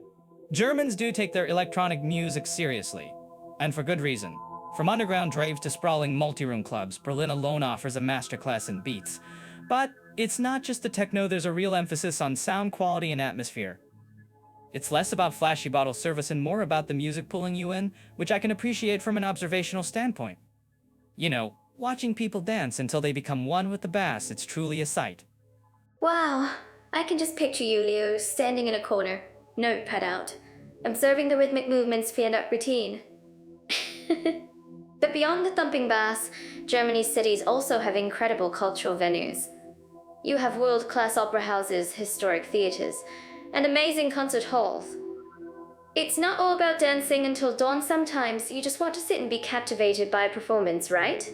Indeed. While I'd probably pick a cozy bar with character over a pulsating dance floor, I can't deny the cultural richness. Oh, Munich, Hamburg, Cologne, they all have vibrant theater, scenes and live music venues that cater to every taste, from jazz to indie rock. It's a nice balance, giving people options whether they want to lose themselves in a crowd or enjoy a more refined evening. I actually prefer places where I can hear myself think, but that's just me. Oh, Leo, you and your thinking. Now, shifting gears to Russia. Wow, you might imagine it's all serious and formal, but their nightlife, especially in Moscow and Street, Petersburg, is surprisingly vibrant and diverse. It's like they embrace the cold outside with a warm, lively energy inside. I'm actually curious about what our listeners think about this. Have you experienced the Russian club scene? Let us know in the comments. Yes, Russia's nightlife is a study in contrasts. Oh! Moscow's club scene, for instance, can be opulent high energy, reflecting a certain metropolitan grandeur. You'll find everything from exclusive lounges to massive dance clubs that can hold thousands. It's certainly a different vibe than Berlin's raw, industrial aesthetic. I imagine they spend more on the velvet tropes and less on the sound engineers, but I could be wrong. Oops, you always with the cheeky comments, Leo. But it's true, Russia offers a different kind of glamour. And let's not forget their incredible classical entertainment. The Bolshoi Theater in Moscow, the Marishnisky Theater in Street. Petersburg, they're world-renowned for ballet and opera. It's an experience that transcends language truly. I mean, even I, the queen of clumsy dance moves, can appreciate a beautiful ballet. You? In a ballet? That's a performance I'd pay to see, Mira. But you're right, the performing arts are a huge draw in Russia. From dramatic plays to breathtaking ballets, they truly excel. It's a sophisticated way to spend an evening, especially if you're not into the idea of someone accidentally spilling a drink on your newish jacket. Don't worry, Leo. I'd probably be the one spilling the drink. Oops. But seriously, if you're thinking of planning your next adventure, remember you can find details about both of these incredible countries on Jet.ai. It's a great resource for seeing all the amazing things they offer, day and night. And while you're checking out Jet.ai, don't forget to like this podcast on YouTube and subscribe to our channel. Oh, it helps us keep bringing you these deep dives into global quirks and cultural differences. We're counting on you, so don't be shy. Whether you're drawn to Germany's electric clubs and efficient parties or Russia's grand theaters and lavish nightlife, both countries offer unforgettable evening experiences. Well, it truly boils down to what kind of after-hours adventure you're seeking. Let's talk about something incredibly sweet, family-friendly environments and children's activities, because honestly, what's better than seeing kids happy? Ooh, I'm thinking of Germany, where everything just feels so perfectly organized, even the playgrounds. Mira, you're not wrong. I bet German playgrounds come with an instruction manual and a specific time slot for each swing. I'm certain that our listeners living in Germany would agree with me. On the flip side, you've got Russia, where family is practically a national sport. Wow. I imagine grandmothers everywhere handing out RSHK. Oh, RSHK, I sound amazing. And yes, Germany truly excels in creating spaces where families can thrive. Think about their incredible public parks, vast, green, and meticulously maintained. You'll find playgrounds that are more like adventure landscapes, not just a swing and a slide. I once saw a playground in Berlin that looked like a spaceship. I almost tried to board it myself. Whoa, a spaceship playground. That sounds almost too organized to be fun. But you're right, German efficiency definitely extends to kid stuff. From my observations, they invest heavily in these spaces. You'll see kids out and about, rain or shine, in their proper waterproof gear. It's like a tiny, well-oiled machine of childhood. Do you guys agree with us? And it's not just the playgrounds. Germany's cities are so walkable and safe, which makes it easy for families to explore. Museums often have fantastic children's sections, and their public transport is a dream for strollers. Plus, The whole kindergarten culture seems so deeply ingrained, focusing on holistic development through play and nature. It's truly admirable. Wow. Yes, holistic development and nature. Meanwhile, in Russia, nature often means the dacha, right? Oh, everyone's escaping to their country houses in the summer. I picture families gathered around a bonfire, telling stories, and probably chasing a rogue chicken or two. It's less about structure playing more about shared experiences, which is charmingly chaotic in its own way. I love that chasing a rogue chicken part. Russian families do seem to have that deep, warm connection, especially around their traditions. And think about their winter activities, ice skating rinks everywhere. Snow fort building, it's like a giant, frosty wonderland for kids. Wow, they turn the cold into a magical adventure. Ooh. Right, and while German kids are probably mastering their perfect ski technique, Russian kids are likely involved in serious chess clubs or intense ballet classes. Both countries value extracurriculars, but in Russia, it feels very much like a foundational part of growing up. If you're watching this on YouTube, let us know in the comments, do your kids prefer structured sports or a more artistic pursuit? That's a great point, Leo. It's like Germany's approach is let's build the best possible environment for play, and Russia's is let's immerse them in culture and strong family bonds. Both are wonderful in their own ways. Oh, I'm actually curious about what our listeners think about this. Maybe check out more details about family travel on Jetofe, if you're planning a trip. Speaking of culture, you also have the famous Russian circuses and puppet theaters. Those are huge for kids. It's entertainment with a capital E, designed to truly captivate. Whoa, I remember seeing a puppet show there once and thinking this is far more engaging than half the stand-up acts I've seen. Oops. Not mine, of course. Of course not yours, Leo. But seriously, both countries offer diverse ways to nurture children. Germany provides a very secure, organized, and high-quality infrastructure for kids to grow, learn, and play outdoors. And Russia offers the rich cultural immersion, strong family ties, and a more spontaneous, often grand approach to childhood entertainment. Aha! Whether it's German precision or Russian passion, families will find plenty to love. Leo, last we chatted about getting lost in new cities, which, let's be honest, often leads to unexpected adventures. Aha. But speaking of finding your way, let's look at something else that can feel like navigating a maze for some travelers, the LGBT-friendly atmosphere in Germany versus Russia. Well, Germany, has always struck me as a place where the rainbow flag flies high and proud. What are your first thoughts on that? My first thought is that even the bureaucracy in Germany seems more organized about its inclusivity. They've had legal same-sex partnerships since 2001 and marriage equality since 2017. It's like they filled out all the necessary forms to make everyone feel welcome. You've got these massive pride parades in places like Berlin and Cologne, which, let's be honest, probably put any of my stand-up crowds to shame. Oh, absolutely, Leo. It's not just the legal stuff, it's the vibe.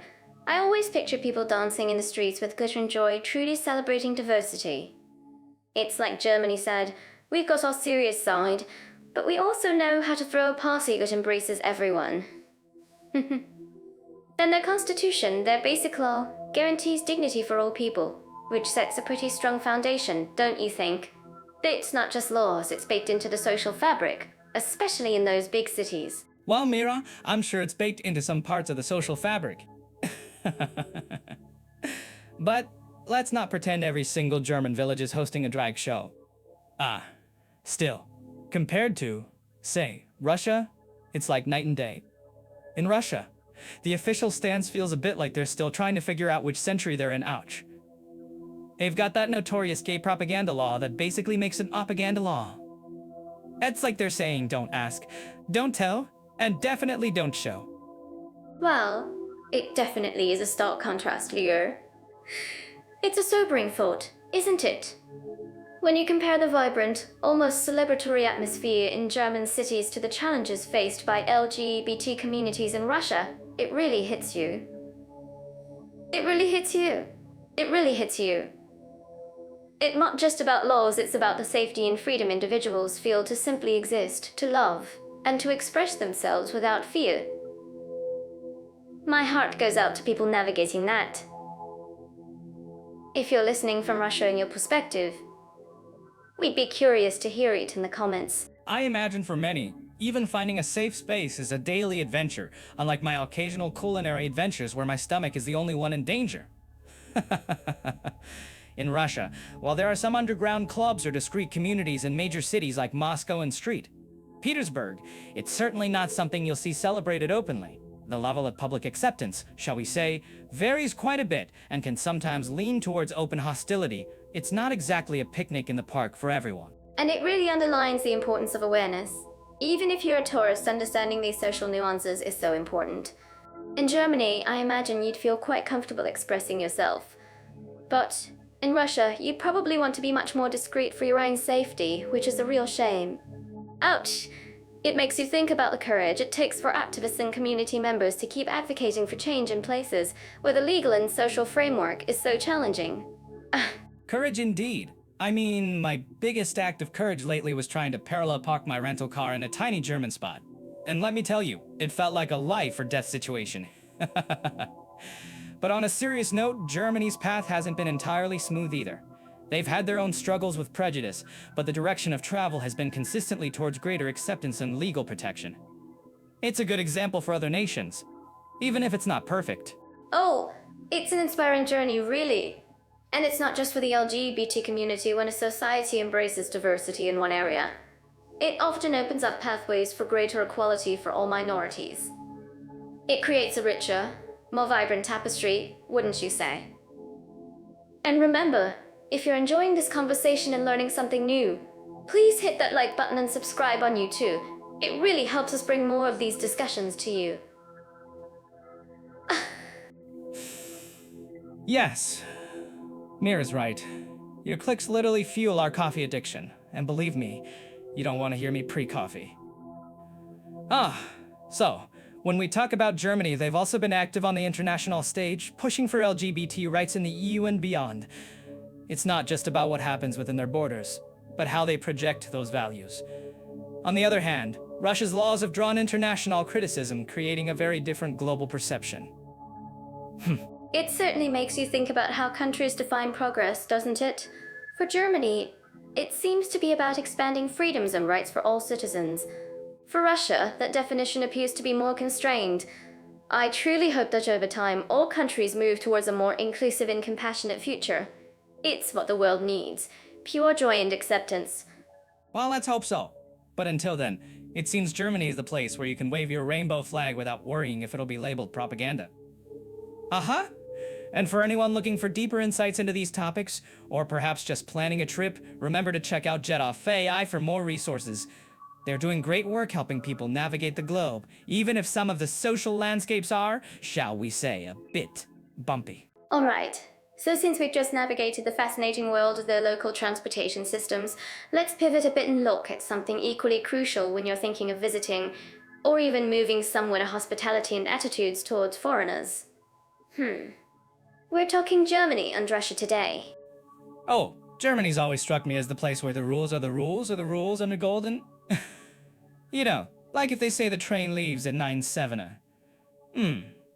It leaves at 9/7. Not 9/8. Not 9/8. And not 9/6. It's almost a sport for them. Oh. But does that strictness extend to how they welcome outsiders?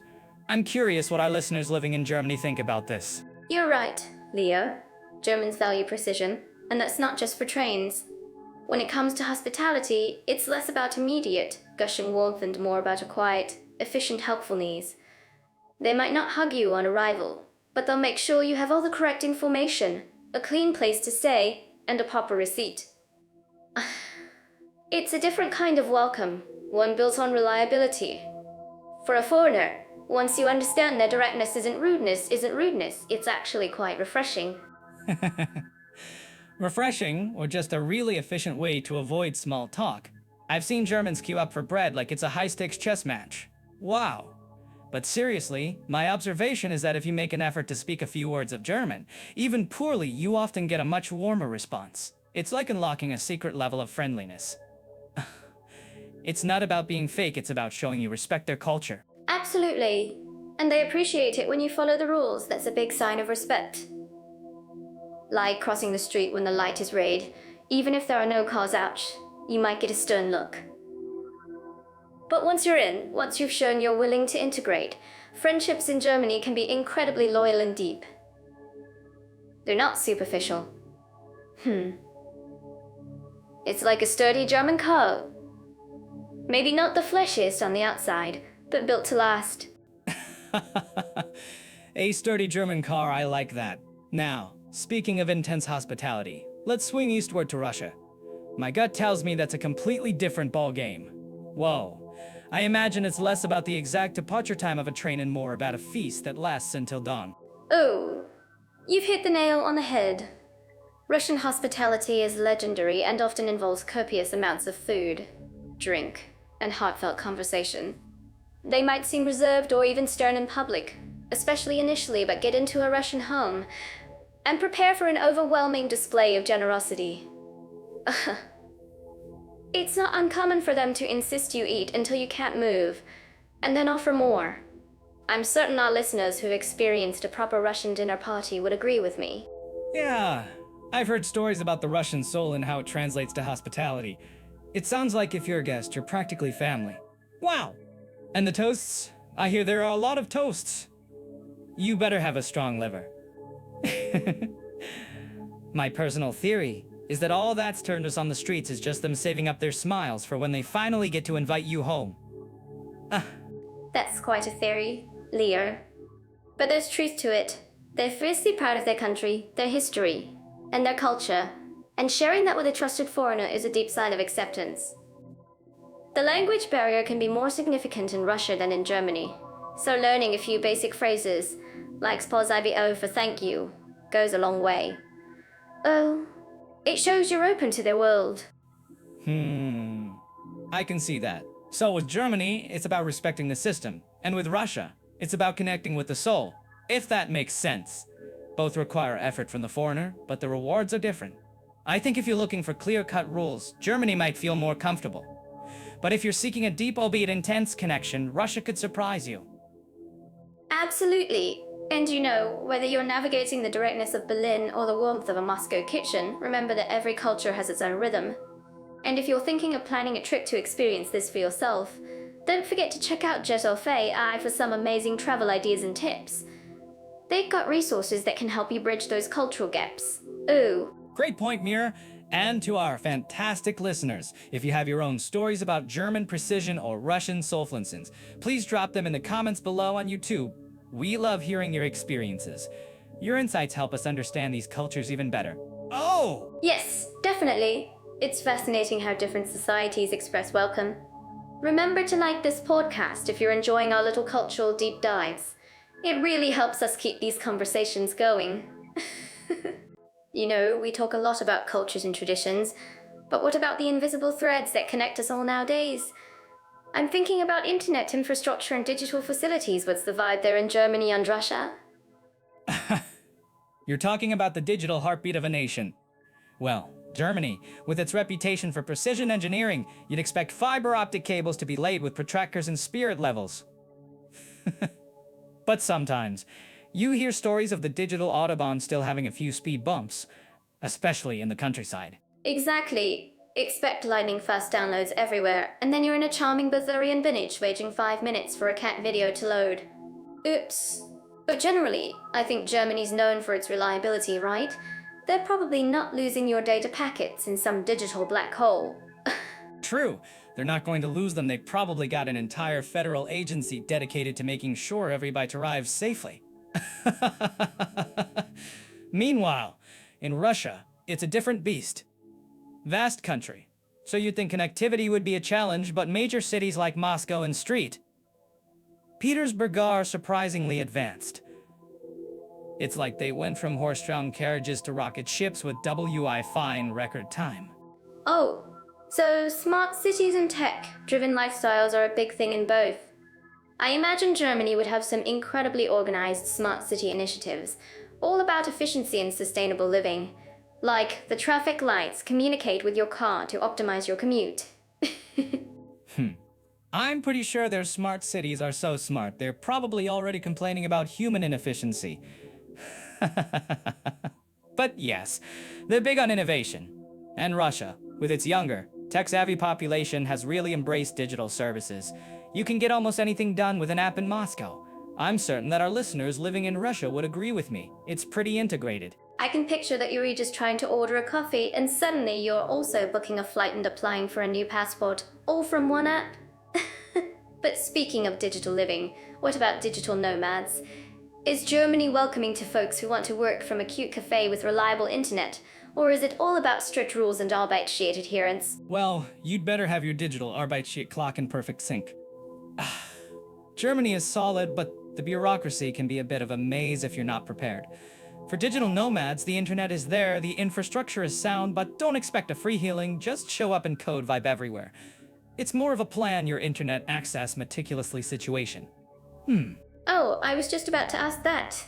So, on the flip side, what's the deal in Russia? Is it easy to find good co-working spaces and cafes with strong Wi-Fi? Or are you constantly searching for a signal like it's a treasure hunt? Whoa! In the major cities, you'll be swimming in Wi-Fi. But remember, Russia has its own unique approach to internet freedom. While you'll find blazing speeds, you might also find yourself needing a VPN for certain services. It's like having a super fast car, but sometimes the roads lead to unexpected detours. If you're watching this on YouTube, let us know in the comments if you've ever had a digital detour experience. Oh, a digital detour. I like that.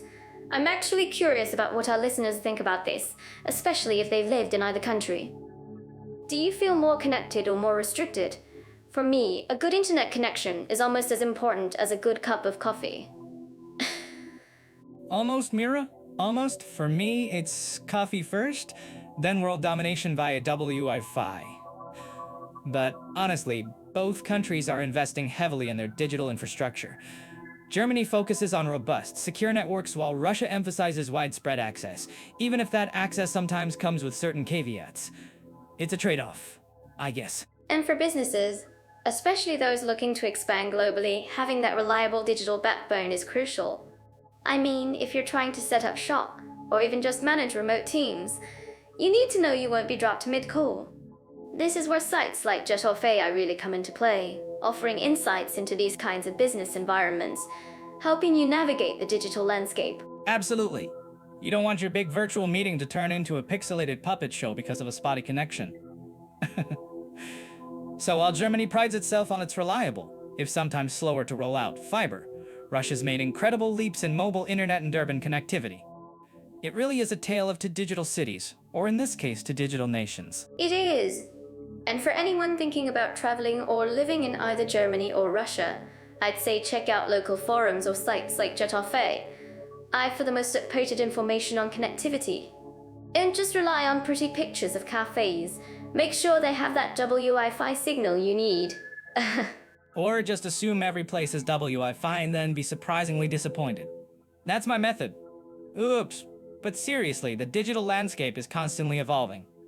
If you like this comparison, don't forget to like this video on YouTube and subscribe for more insights. It helps us keep these digital conversations going. Alright, from discussing societal quirks, let's wheel our shopping carts over to something truly essential when you're exploring a new place, shopping opportunities, and finding that sweet spot of price-performance balance. Germany's up first. When I think of shopping there, my brain immediately goes to these super organized stores, everything in its place, clean as a whistle. Wow. It's like the shelves themselves are marching in formation. Marching in formation, you say? I can just picture a cashier in a full uniform, saluting after every purchase. No spontaneous chaos for them, I suppose. Oh! Speaking of spontaneous chaos, let's swing our imaginary shopping bags over to Russia. There. It's less about the military precision and more about the adventure of the hunt. You might find something utterly magnificent in a back alley market, or you might find a knockoff of a knockoff. Oh, come on, Leo. Not everything in Germany is like a stern military drill. They have fantastic department stores, and their discount supermarkets are legendary. Wow! You can get some serious quality for incredibly good prices, especially in things like household goods or even fashion basics. I mean, if you want something that's going to last, Germany's often got you covered. I'm certain that our listeners who've ever tried to assemble German flat-pack furniture would agree with me. It's built to survive an asteroid. Built to survive an asteroid. That's a high bar for coffee table, Mira. Mira! That's you're right. There's a certain unyielding quality. In Russia, though, you get a different kind of survival of the bargain hunter. Whoa. You wander into these massive, gleaming malls in Moscow or St. Petersburg, full of high-end brands, but then you step outside, and it's a completely different world. The street markets. The little kiosks, that's where the real price-performance balance gets interesting. A magical babushka sewn hat. Ooh, that sounds like a story waiting to happen. I bet you tried to turn that into a 10-minute stand-up routine, Leo. But seriously, the diversity in shopping experiences is huge. In Germany, while you won't always find bargains in the same sense as some other countries, what you buy often lasts forever. Their focus is more on durability and engineering than on flash sales every 5 minutes. It's like they're telling you, buy once, buy once, buy well. Buy once, buy well, or buy it so sturdy you can pass it down to your grandkids as a family heirloom, right? That's the German way. In Russia, the shopping scene is far more dynamic. You have the opulent, mirrored shopping centers where prices are probably higher than in Western Europe, designed to impress. But then you have the local markets, the bazaars, where the true soul of Russian shopping lies. Oh, you can find artisanal crafts, local delicacies, and all sorts of peculiar souvenirs for surprisingly low prices. Don't ask too many questions, got it. That sounds like a classic Leo travel tip. Sev, if you're looking for that unique souvenir that screams, I was here, and might have a little mystery behind its origins, Russia's probably your go-to. But you want a reliable, no-nonsense pair of shoes or a kitchen appliance that won't give up on you after a month. Germany delivers. I'm actually curious about what our listeners think about this. Do you prioritize long-lasting quality or the thrill of the unexpected find? Let us know in the YouTube comments. Long-lasting quality or the thrill of the unexpected find, that's the eternal question, isn't it? For me, it's about the anecdote. A story about wrestling with a vendor over a questionable antique in a Russian market beats a perfectly folded shirt from a German department store any day. Plus, the coffee's usually better at those chaotic market stalls. Oh. You just need to be prepared for anything. You're always prepared for anything, Leo, as long as it involves coffee and a potential neuter. But it really highlights how different the shopping experience can be, even beyond just the prices. One offers precision and reliability, the other offers a wild ride of discovery.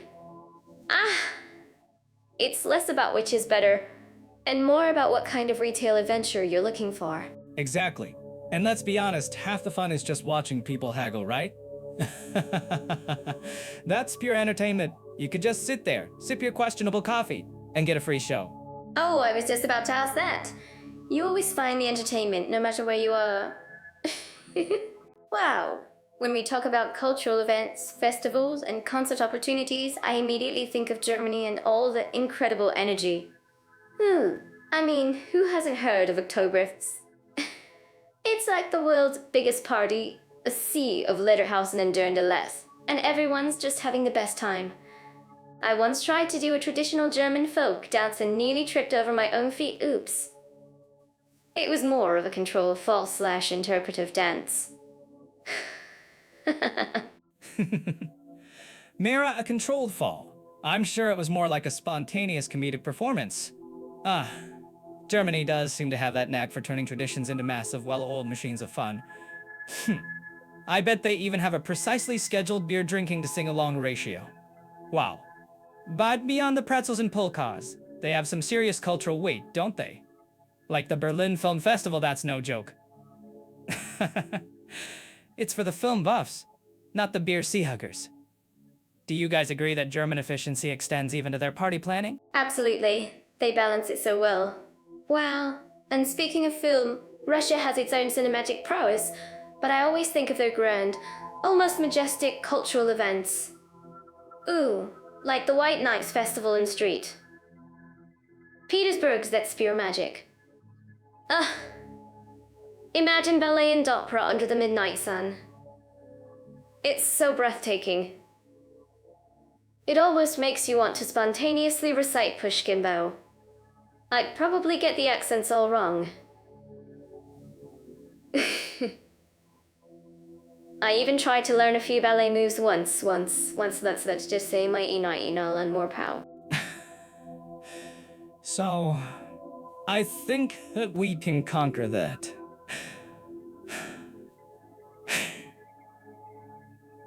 I can just picture you attempting a PLI, Mira.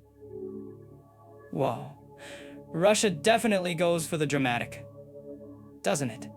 It's less about communal singing and more about grand spectacles and profound artistry. I mean, when you think concerts and rock band playing in a garage, are you? Are you? It's more likely a symphony orchestra playing Tchaikovsky in a gilded hall. I perform some celebration. That's it. It's about scale. Wow. But what about the local, quirk, I festivals? Germany has things like the Wurstmarkt, which is literally a sausage market festival. Oh, can you imagine? A festival dedicated to sausages. And then there's Carnival, especially in Cologne or Mainz, where everyone just lets loose in elaborate costumes. It's like Halloween mixed with a street party, but on an entirely different level of organized chaos. I'm certain our listeners living in Germany would agree with me.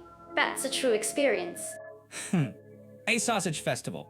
Oh, I appreciate the dedication to a single food item.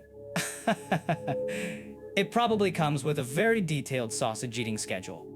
Aha, Russia, on the other hand, gives us Maslenitsa, the Pancake Week, which is all about saying goodbye to winter with a bang, often involving burning effigies and a lot of traditional games. It's less about the specific food and more about the symbolic bonfire, right? It feels very ancient and deeply rooted. Exactly. It's a different kind of spectacle. Wow. And when it comes to music, Germany's concert scene is incredibly diverse. Oh, from massive techno festivals in Berlin to classical music powerhouses like the Berlin Philharmonic, there's something for every ear. I'm actually curious about what our listeners think about this. What kind of concerts do you guys prefer? Let us know in the comments on YouTube. Well, and Russia, while it's globally renowned for its classical music, greats like the Bolshoi or Mariinsky Theater also has a thriving contemporary scene, albeit perhaps less publicized internationally. You've got everything from rock to pop, though I'd imagine getting tickets for a major classical performance is a whole different beast. It's less about a mosh pit and more about a dignified nod of appreciation, isn't it? Speaking of finding specific cultural gems, or lesser-known events in either country. And what about more modern influences? Germany is definitely a hub for electronic music, with legendary clubs and festivals that draw DJs and fans from all over the world. It's a completely different vibe than a traditional folk festival, but equally part of their cultural fabric.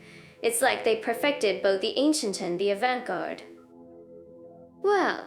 Yeah, Germany leans into its contemporary scene with a passion, almost as if saying we can be both historically significant and incredibly cool.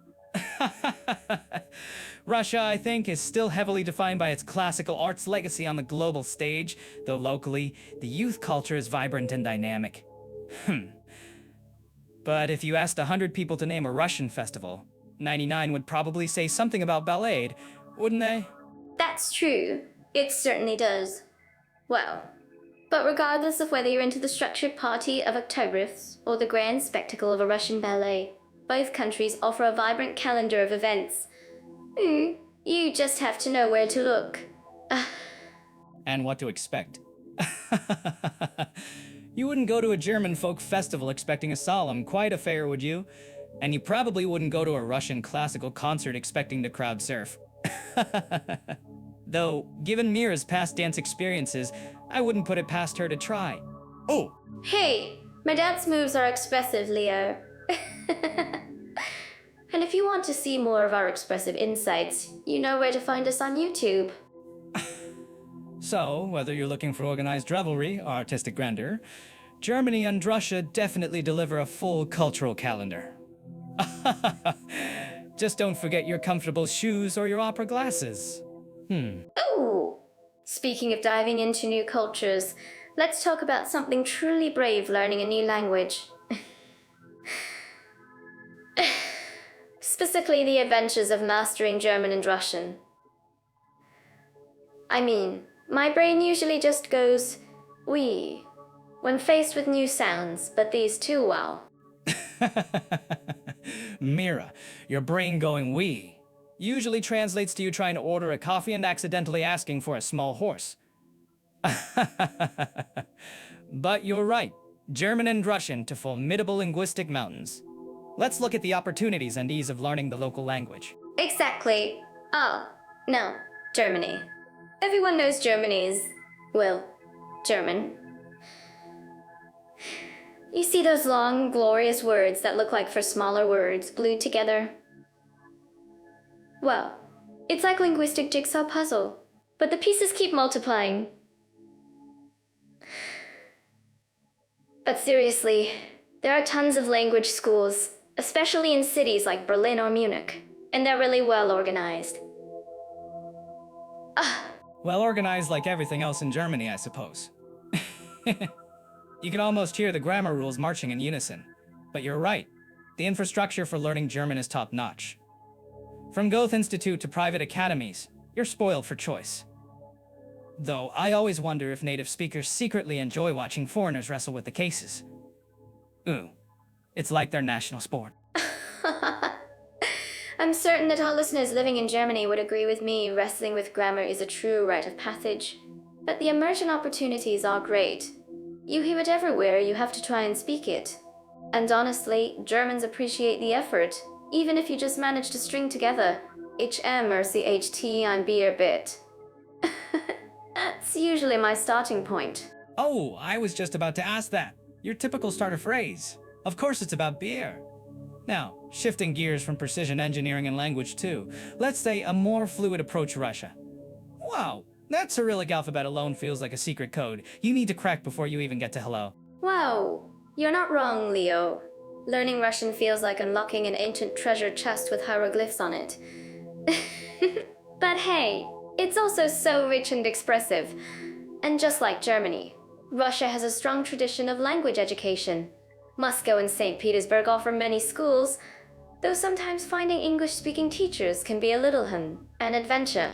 An adventure, Mira, or just a testament to your improvisational skills? The challenge with Russian isn't just the alphabet, it's the pronunciation that makes your tongue feel like it's doing gymnastics. And then there are the cases if German has 4, Russian seems to have well more. It makes you wonder if they designed it just to keep foreigners on their toes. Oh, they certainly keep you on your toes. I remember trying to order a simple coffee in a small Russian town and accidentally saying something about wanting to buy a cow. Oops, the barista looked at me like I just confessed a secret desire to start a farm. But that's part of the fun, right? It's how you learn. And it forces you to truly immerse yourself. Or it forces you to carry a phrasebook the size of a small brick. Speaking of immersion, in both countries, opportunities abound, especially outside the major tourist bubbles. You really pick up the nuances when you're haggling in a local market or trying to understand directions from someone's grandmother. It's less about a classroom and more about survival sometimes. Survival by pronunciation, I like that. But seriously, if you're thinking about moving, or even just traveling for a longer period, learning some of the local language in Germany or Russia genuinely enriches the experience. It breaks down so many barriers. I'm actually curious about what our listeners think about this. Have you tried learning German or Russian? What was your funniest mistake? Let us know in the comments section below on YouTube. Yes, do tell us your linguistic mishaps.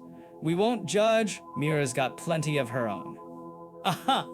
Look, Germany might appeal to those who like structure and a clear path, albeit a challenging one. Russia offers a profound cultural dive, but it's a bit more of a leap of faith into a language that doesn't hold your hand.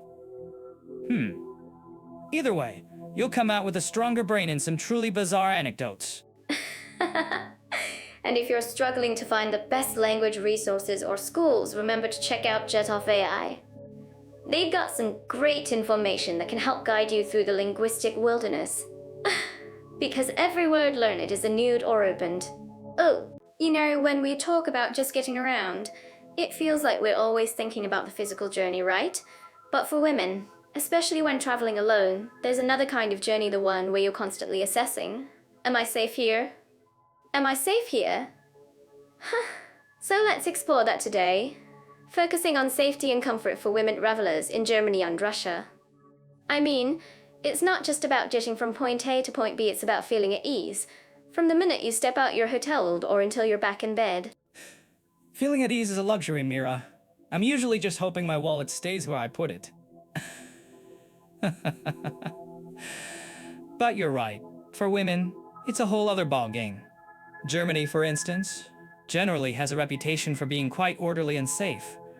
From my observations, you see women out alone at all hours, whether it's in Berlin's nightlife or a quiet Bavarian town. There's a strong emphasis on public order and efficient policing. It's like they've got rules for everything. Even how safe you should feel. Wow, rules for how safe you should feel. I might have to steal that line, Leo. But it's true. In Germany, the infrastructure and legal protections are robust. If you're walking alone at night, say in Munich or Hamburg, you generally feel a sense of security. Public transport is usually well lit and frequent, which helps. Of course, common sense still applies. You wouldn't wander down a dark alley anywhere, right? But the feeling of respect and independence is quite palpable. I think our listeners who've lived there would agree. Agreed. But also, Mira, don't forget the occasional, shall we say, cultural quirks. You know, some parts of Germany can be a bit reserved. I've seen women travelers comment that while they feel safe, sometimes the interactions can feel a little distant, especially outside the major tourist hubs. It's not hostility, just a different vibe. Like if you ask for directions, they'll give them efficiently, but maybe not with a warm and fuzzy smile. It's less about danger and more about don't try to strike up a deep conversation with a Sation Morbo. Oh, I can totally picture that. But hey, efficient directions are better than no directions, right? Now switching gears to Russia, that's a whole different landscape, literally and figuratively, from what I've heard and observed, especially in big cities like Moscow or Street. Petersburg, there's a certain old school formality, but also surprising warmth once you break through. For women travelers, safety often comes down to being street smart. While less common in tourist areas, personal space can be different, and you might different. It's less especially if you're standing out. Hyper-aware is a good term for it. In Russia, the perception of safety can fluctuate wildly depending on where you are. In Moscow, particularly the central areas, there's a heavy police presence, which can feel reassuring or, to some, a bit imposing. I've noticed that women might dress more conservatively in certain public spaces, especially outside the trendy spots, which can influence how they're perceived. It's not necessarily a rule, but it's an unspoken observation. It's like, you don't want to accidentally become part of observation. Oh, weird for an tourist anecdote. I've definitely been that person. Oops. But speaking of anecdotes, while Germany's issues might lean towards subtle cultural differences in Russia, particularly for women, there are stories about certain situations in nightlife or crowded areas.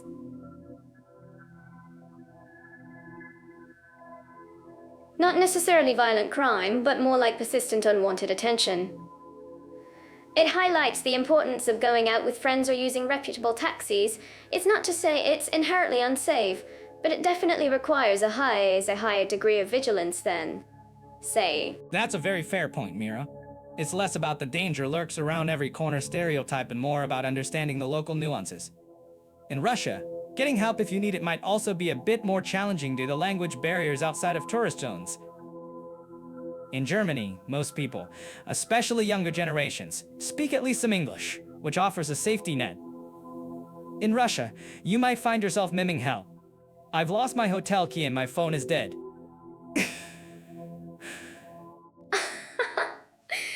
Good point about the language, Leo. It's a universal truth that being able to communicate definitely adds a layer of comfort. Overall, Germany seems to offer a more predictable and legally supported environment for women travelers. Russia, while having its own unique charm and hospitality, often demands a higher level of personal preparedness and cultural sensitivity. It's not about one being good and the other bad, but about understanding the different expectations. Yeah, it's like comparing a meticulously planned German rain schedule to a Russian impromptu folk dance. Both can get you somewhere, but one might have more unexpected twists and turns that require you improvise. So, for any women listeners out there considering either destination, I'd say Germany for the peace of mind that comes with order, and Russia for the adventure that comes with learning to navigate the wonderfully unpredictable. Wow, wonderfully unpredictable. I love that, Leo. It really sums it up. For more insights on planning your adventures, remember to check out Jetov AI, where you can find all sorts of resources. And if you enjoyed this segment, give us a like and subscribe on YouTube. We're always keen to hear your travel stories in the comments. You know, Leo, when people think of laws or legal systems, they often imagine thick books and really serious faces. But honestly, thinking about individual rights and freedoms, it's like asking how much wiggle room do you have to dance in this particular country? In Germany, I picture a very well choreographed dance, almost like a classical ballet. So I think that we can turn to that. Mira, you probably try to turn it into a break-dancing routine, even if the music was a waltz. Oh, when I hear Germany and legal system, my brain immediately goes to precision, then order. You know, like every comma has its own designated parking spot in a legal document. It's built on a bedrock of constitutional protections that really aim for a high bar of individual freedom. It's like they really thought about this for a long time. They certainly did. Wow. Their basic law. It's like the ultimate rulebook for fairness. Think about things like freedom of expression, assembly, even privacy. It's deeply ingrained. You can generally say what's on your mind, you can gather peacefully, and your personal data isn't just floating around for everyone to grab. It's quite a contrast when you look at Russia, where the dance floor sometimes feels like it has a few more bounces, and the music can change without warning. Ouch! Bouncers can definitely make a night out less fun, right? In Russia, the legal system structure is also based on a constitution. But in practice, you'll sometimes find a wider gap between what's written on paper and what actually happens on the street. It's like the Constitution is a really fancy menu, but sometimes they're out of half the dishes, especially the individual rights specials.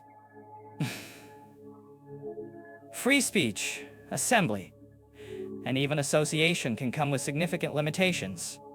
Absolutely. If you're a journalist or even just someone sharing an opinion online in Russia, you might suddenly find yourself in a very different kind of ballet than the German one. Oops.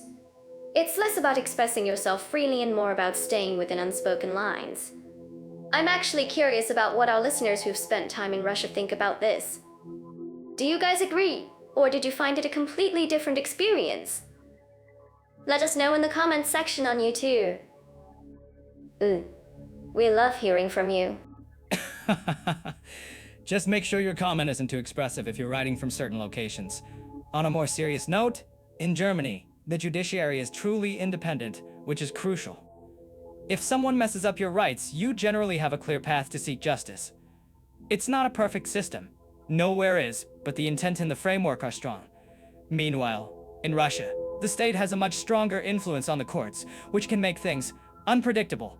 It's like trying to play chess when your opponent can just decide to change the rule. And speaking of specific freedoms, Germany has incredibly robust protections for minorities and LGBTQ rights. They've made significant strides in equality and anti-inequality, and anti-communities are visibly supported and protected by law. Oh, In Russia, however, while there might be diverse communities, the legal protections for certain minority groups, especially the LGBT community, are far more limited and sometimes even restrictive. It really shifts the entire vibe. It certainly does. It's not just about what the law says, but how it's enforced and what the general social climate encourages. In Germany, you often see a public discourse that actively debates and upholds these rights, whereas in Russia, you might find a more centralized narrative that sometimes prioritizes state interests over individual liberties. It's a challenging balance, for sure. For anyone planning a visit or even a long-term stay, you can find more detailed breakdowns of leaving a long-term stay. That's super important advice. Wow. And if you're watching this on YouTube, give us a like and subscribe if you find these comparisons helpful. It really supports us in bringing you more of these conversations. Oh, it's incredible how much a legal system shapes daily life, isn't it? From how loudly you can sing karaoke to whether you can protest in your coffee shop. It all comes down to those invisible boundaries. I thought I'd slide in. So, moving on from all that intense talk about, say, public transport efficiency in different places, let's look at something truly crucial. How do we actually unwind? In Germany versus Russia. I'm talking spa, healthy living, and all those glorious relaxation opportunities. Unwind, Mira.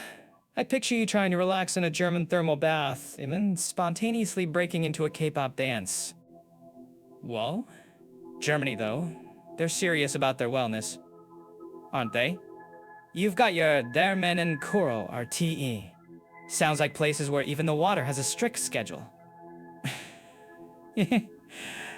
I imagine little gnomes in white robes ensuring you're precisely 0.5 degrees Celsius for maximum relaxation. Oh, Leo, you really think I can't relax without a spontaneous dance break? Oh, I'll have you know, I can be perfectly serene. For about 5 minutes. Anyway, yes, Germany has that very structured, almost scientific approach to well-being. Think neat therapy. Where you walk through icy water, it sounds like a challenge for my inner child, but also strangely invigorating. It's all about prevention, getting out in nature. All very sensible. Sensible, sure. But is it fun? I mean, can you imagine trying to crack a joke in a silent German sauna? You'd probably get a stern look into pamphlet on proper sauna etiquette. Ouch! It's all about efficiency even in relaxation. Now, let's shift gears to Russia, which has a very different kind of unwind but in the banya. That's not just a bath, it's an experience. It's like a sauna, but then someone whacks you with birch branches. You know, for circulation. Whoa, whacking with birch branches. That sounds less like relaxation and more like a very enthusiastic form of extreme sports. Ouch. But I do hear it's incredibly social, right? Like a community gathering where you sweat out your troubles and then leap into an icy lake. Ooh, I'm certain that our listeners in Russia would agree with me that banya is a true cultural ritual. Absolutely. It's less about the perfectly calibrated water temperature and more about the raw, visceral experience. You go from scorching hot to shocking cold, it's like your body's personal roller coaster.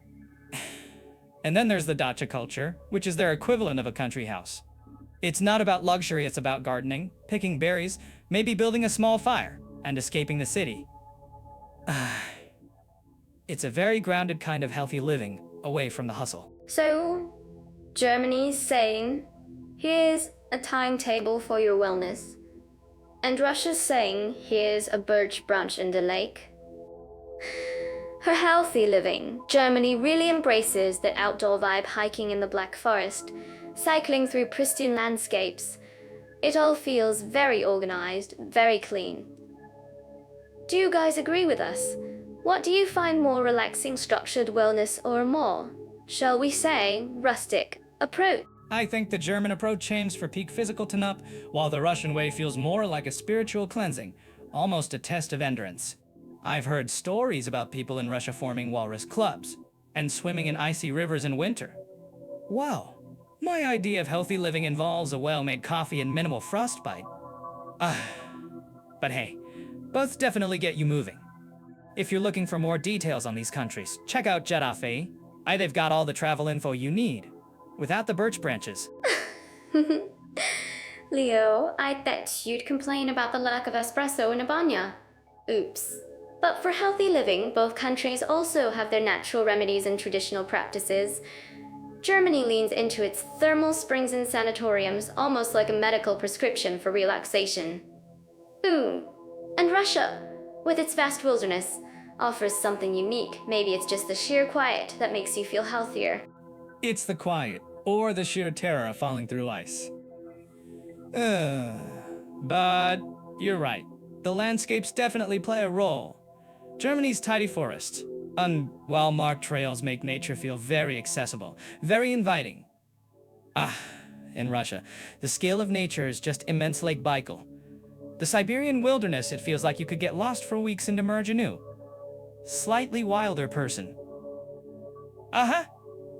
Let's be real. I'd probably just be looking for the nearest Wi-Fi signal. Wi-Fi is crucial, even for wellness, Leo. It's how you upload your post-birch whacking glare selfies. Oh, on you too. Don't forget to like this video and subscribe to our channel if you're enjoying our little mental vacation to these fascinating places. It really helps us keep these conversations going. Exactly. And if you think Mira's idea of relaxation involves a dance-off in a German thermal bath, let us know in the comments. So in terms of finding your zen, whether it's the disciplined calm of a German spa or the invigorating shock of a Russian banya, both countries offer unique paths to feeling refreshed. Just choose your adventure wisely. We just talked about finding your perfect home away from home, and what a journey that is. But even in a new place, we still have our spiritual compass, right?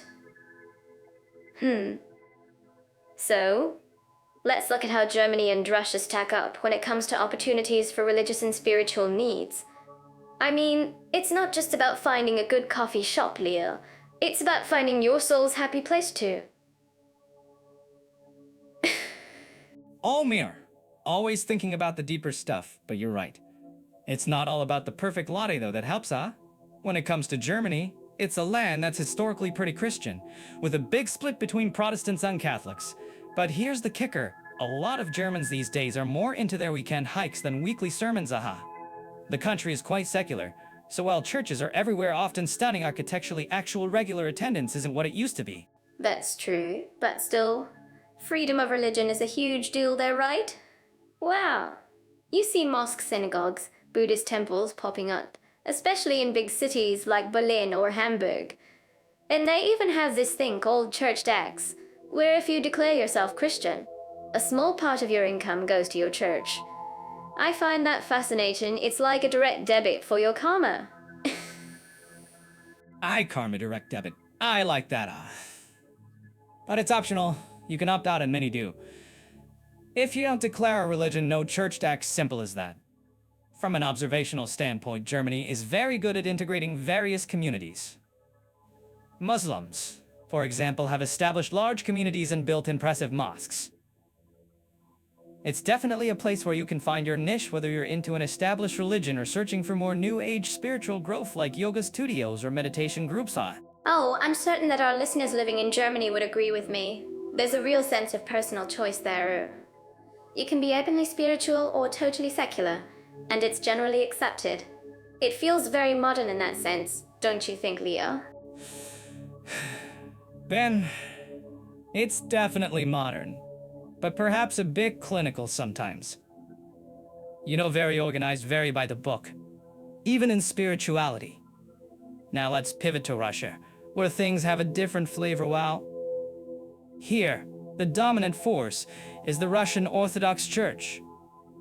And it's not just a religion, it's woven deep into the fabric of national identity and culture. It's like the spiritual backbone of the country. Oh yes, the onion domed churches are absolutely breathtaking. And the traditions there so rich and historical, like something out of a storybook. But I've heard that while Orthodox Christianity thrives, other religions or newer spiritual movements might face a few more hoops to jump through. Is that right? You hit the nail on the head, Mira. While freedom of conscience is technically guaranteed, there are laws that can make life difficult for non-traditional religions or groups that aren't Russian Orthodox, Islam, Judaism, or Buddhism. Proselytizing, especially by foreign missionaries, can be heavily restricted. It's not always a level playing field, ouch. You might find community support within Orthodox parishes, but if you're looking for something outside of that, say, a very specific spiritual retreat, it might be tougher to say a very specific. So, it's less about choice and more about tradition and the established norm in Russia where that's a big difference.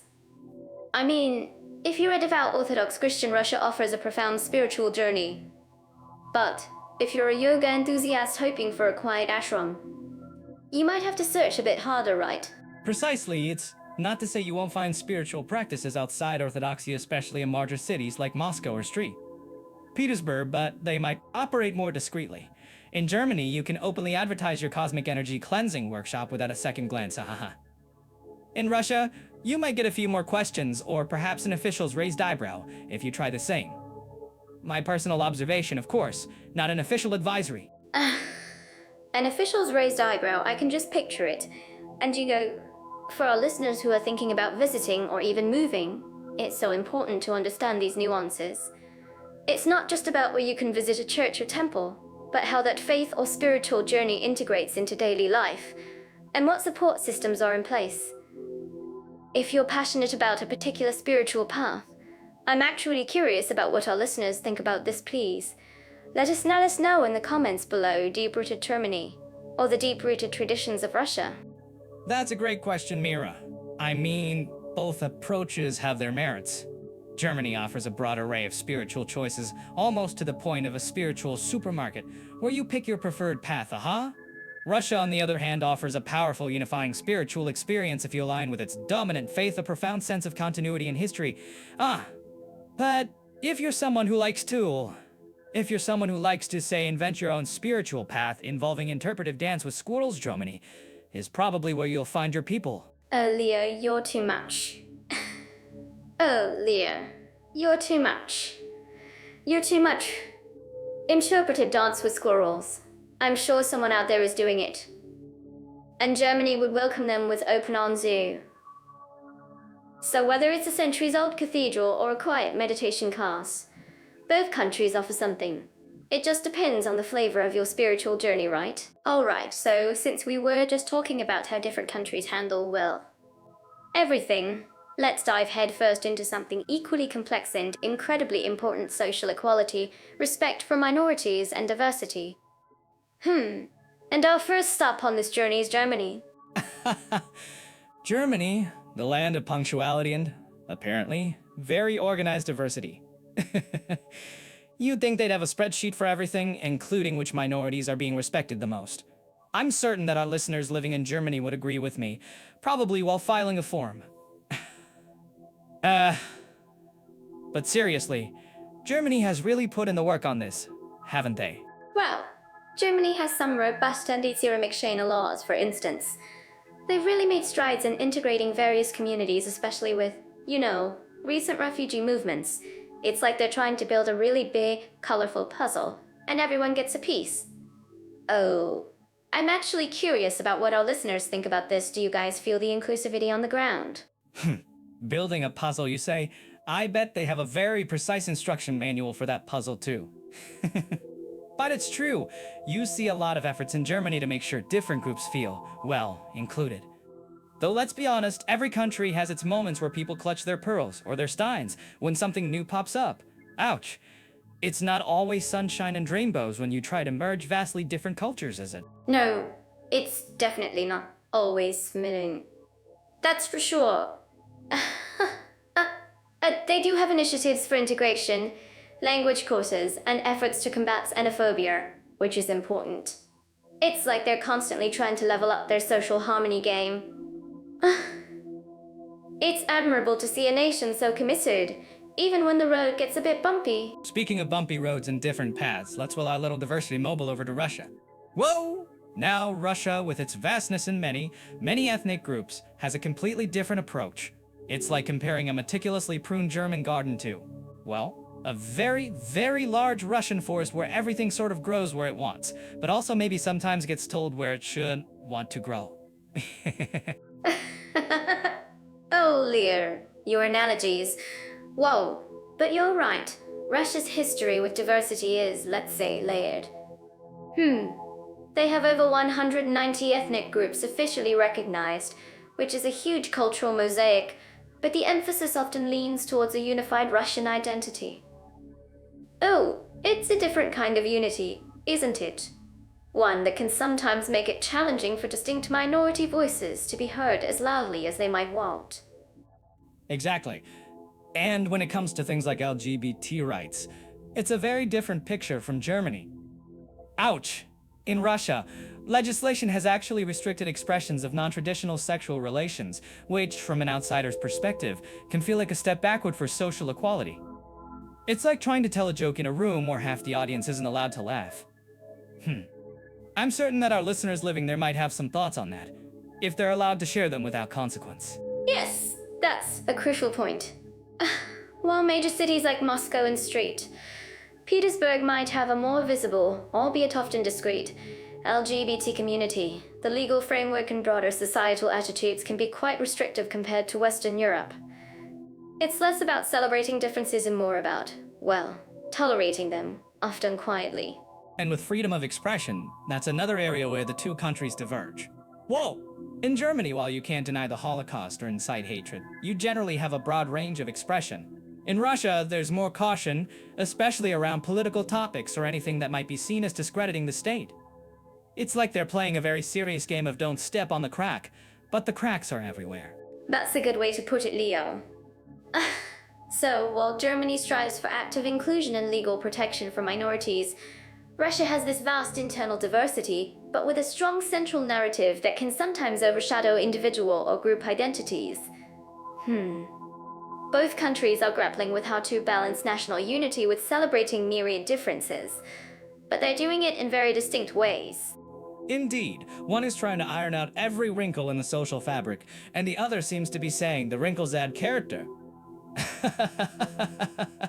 But seriously, if you're looking for a place where diversity is actively championed and legally protected, Germany probably takes the lead. If you're curious about a more complex, historically defined mosaic where minority experiences can vary greatly depending on the region and the group, Russia offers that. And it really makes you think about what diversity truly means in different contexts, doesn't it?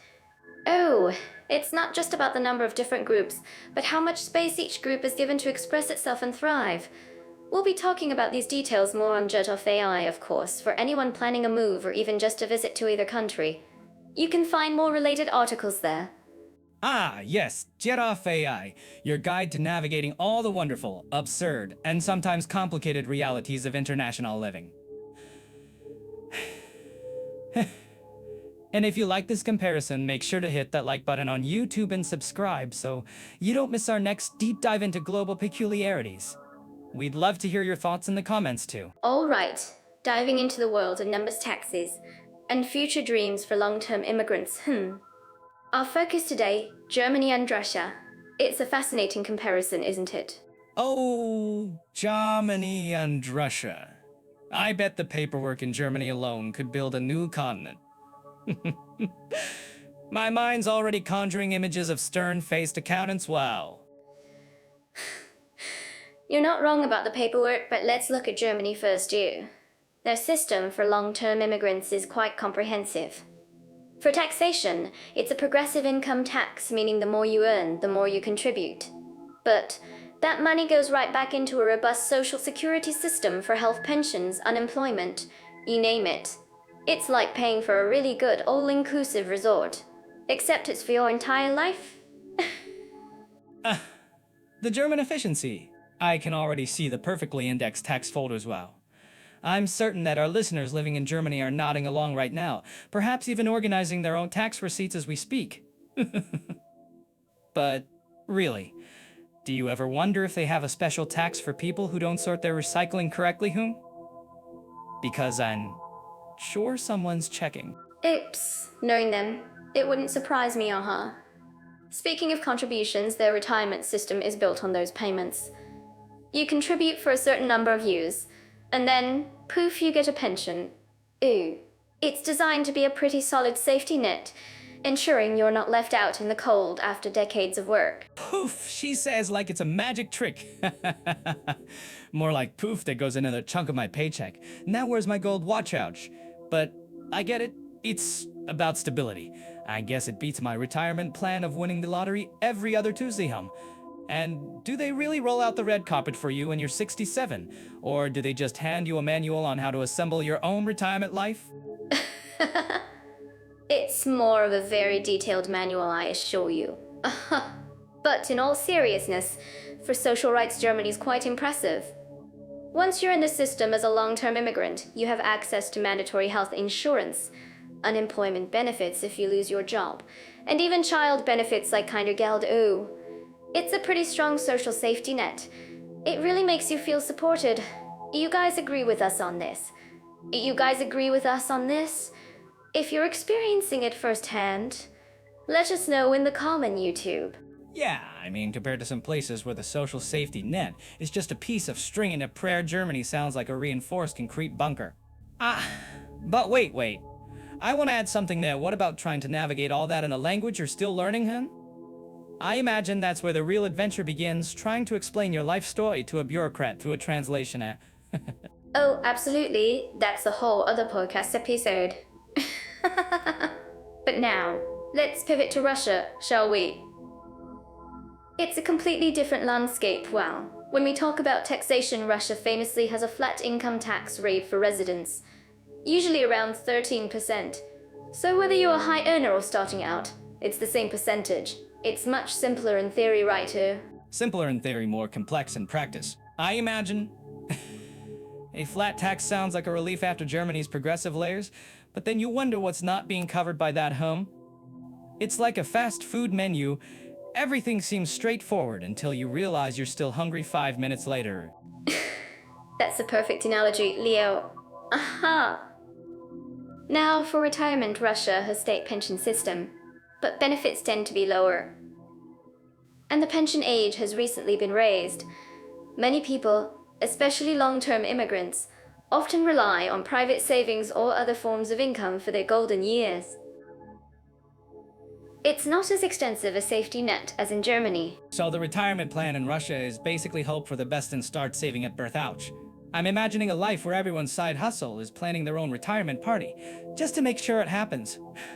It's certainly a different philosophy, isn't it, where personal responsibility takes center stage. Wow. For our listeners, if you've explored different retirement strategies, share them in the YouTube comments. Maybe we're missing a trick, huh? Indeed, it's a very different approach. And speaking of social rights, Russia provides basic public health care, but many choose to supplement that with private insurance for more comprehensive care.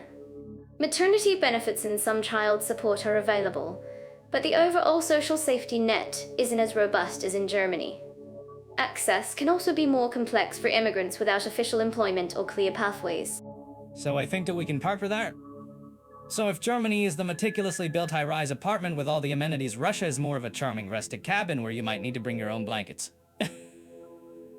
Both have their appeal depending on your preferences for bureaucracy versus self-reliance. Well, it truly boils down to what kind of system makes you feel more at home, whether it's the comprehensive embrace of Germany, or the more independent spirit of Russia.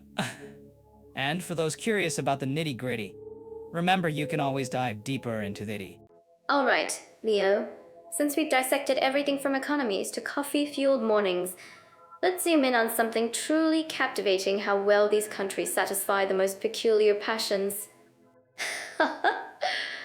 Because let's be honest, who doesn't have a slightly odd hobby they'd love to indulge in? I'm talking about the rate of meeting specific interests. Mira, you're absolutely right. It's not just about the big picture, it's about whether you can find a synchronized swimming club for pugs or a competitive cheese rolling league.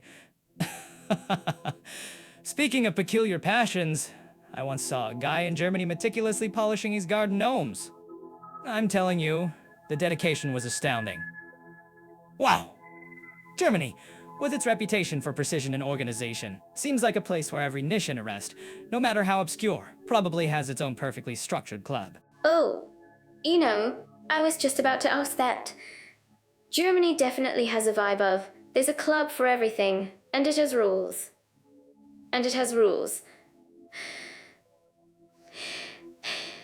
For model train enthusiasts who build entire miniature cities, I'm talking tiny trains with working headlights and everything. Well, to the most serious beer brewing societies, they seem to foster a sense of belonging for every specific interest. They even have clubs for people who collect historical bottle caps, I'm sure. Do you guys agree with me? I'm sure Mani would confirm this. I can just imagine the annual German bottle cap collectors convention. They probably have a precise opening ceremony with a brass band. But seriously, this dedication is what makes it unique. You want to study theoretical quantum physics while juggling flaming bowling pins? There's probably a fully funded research institute for that in Germany. Oh, they take their hobbies as seriously as their engineering. Now, shifting gears from meticulous gnomes endearing. Whoa, Russia! That's a whole different landscape for specific interests. Well, Germany might have its organized clubs. Russia feels like it breeds interests born from a deeper, perhaps more dramatic soil. Think about it, the chess masters, the poets who recite verses in snowstorms. Wow, it's less about the niche club and more about an enduring cultural devotion, don't you think? I mean, where else do you find grandmothers who are fierce competitive knitting champions? Oops. Maybe that's just in my head, but it feels right. The competitive knitting championship in a Siberian blizzard? My stomach hurts from laughing. Mira, I'd love to see that on YouTube, by the way. If you like this podcast, don't forget to like and subscribe to our Jet Off A YouTube channel. Hit that bell icon to catch our videos the moment they draw. Back to Russia. Yes, it's less about formal clubs and more about an intense. I will do it my way, even if it too a pursuit devoted to classical literature. It's spot on. It's like their interests are forged in a dramatic opera, with soaring highs and deep emotional lows. You'll find underground rock climbing groups scaling abandoned buildings, or people who spend their weekends meticulously restoring vintage Soviet cars. Wow, there's a raw, almost rebellious energy to pursuing their passions. I'm actually curious about what our listeners think about this. Do you find more freedom in organized clubs, or in a more organic, passionate pursuit of interests? Please let us know in the comments below. I wonder if they also have clubs for people who collect antique teacups that have survived multiple historical upheavals.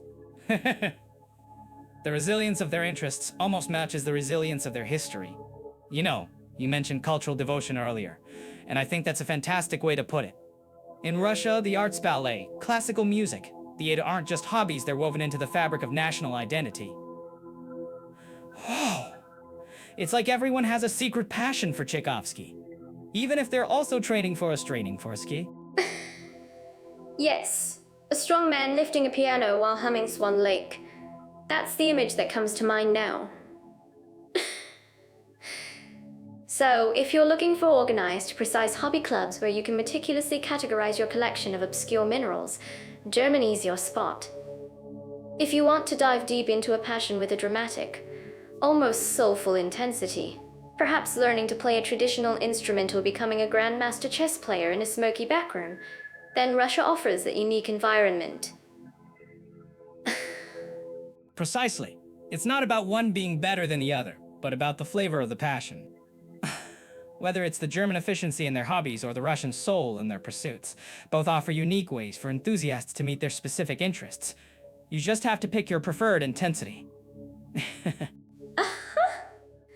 So, whether you're a precision hobbyist or a soulful artist, both Germany and Russia are ready to welcome your unique interests. With that, Mira's artistic interpretation of our topic, this episode marks our farewell for now. After sharing all this info, we're signing off until our next comparison podcast. Please follow the Jet Off A YouTube channel for more episodes like this. Hit that bell icon to catch our videos the moment they drop and be among the first to listen. We'd love for you to share your thoughts, comments, and critiques below. Reading and responding to them truly brightens our day. Thanks for joining us. We'll be back soon with more. So until then, take Take care and soon with more. A quick note, this podcast was recorded at Jet Off AI Studios and will continue exploring new topics with their support. A big thank you to Jet Off AI for making this possible. Wow. See you next time. Friends, take care. Ow. And remember, your interests might lead you to a German model train club or a Russian poetry slam. Oh, the world is full of delightful oddities.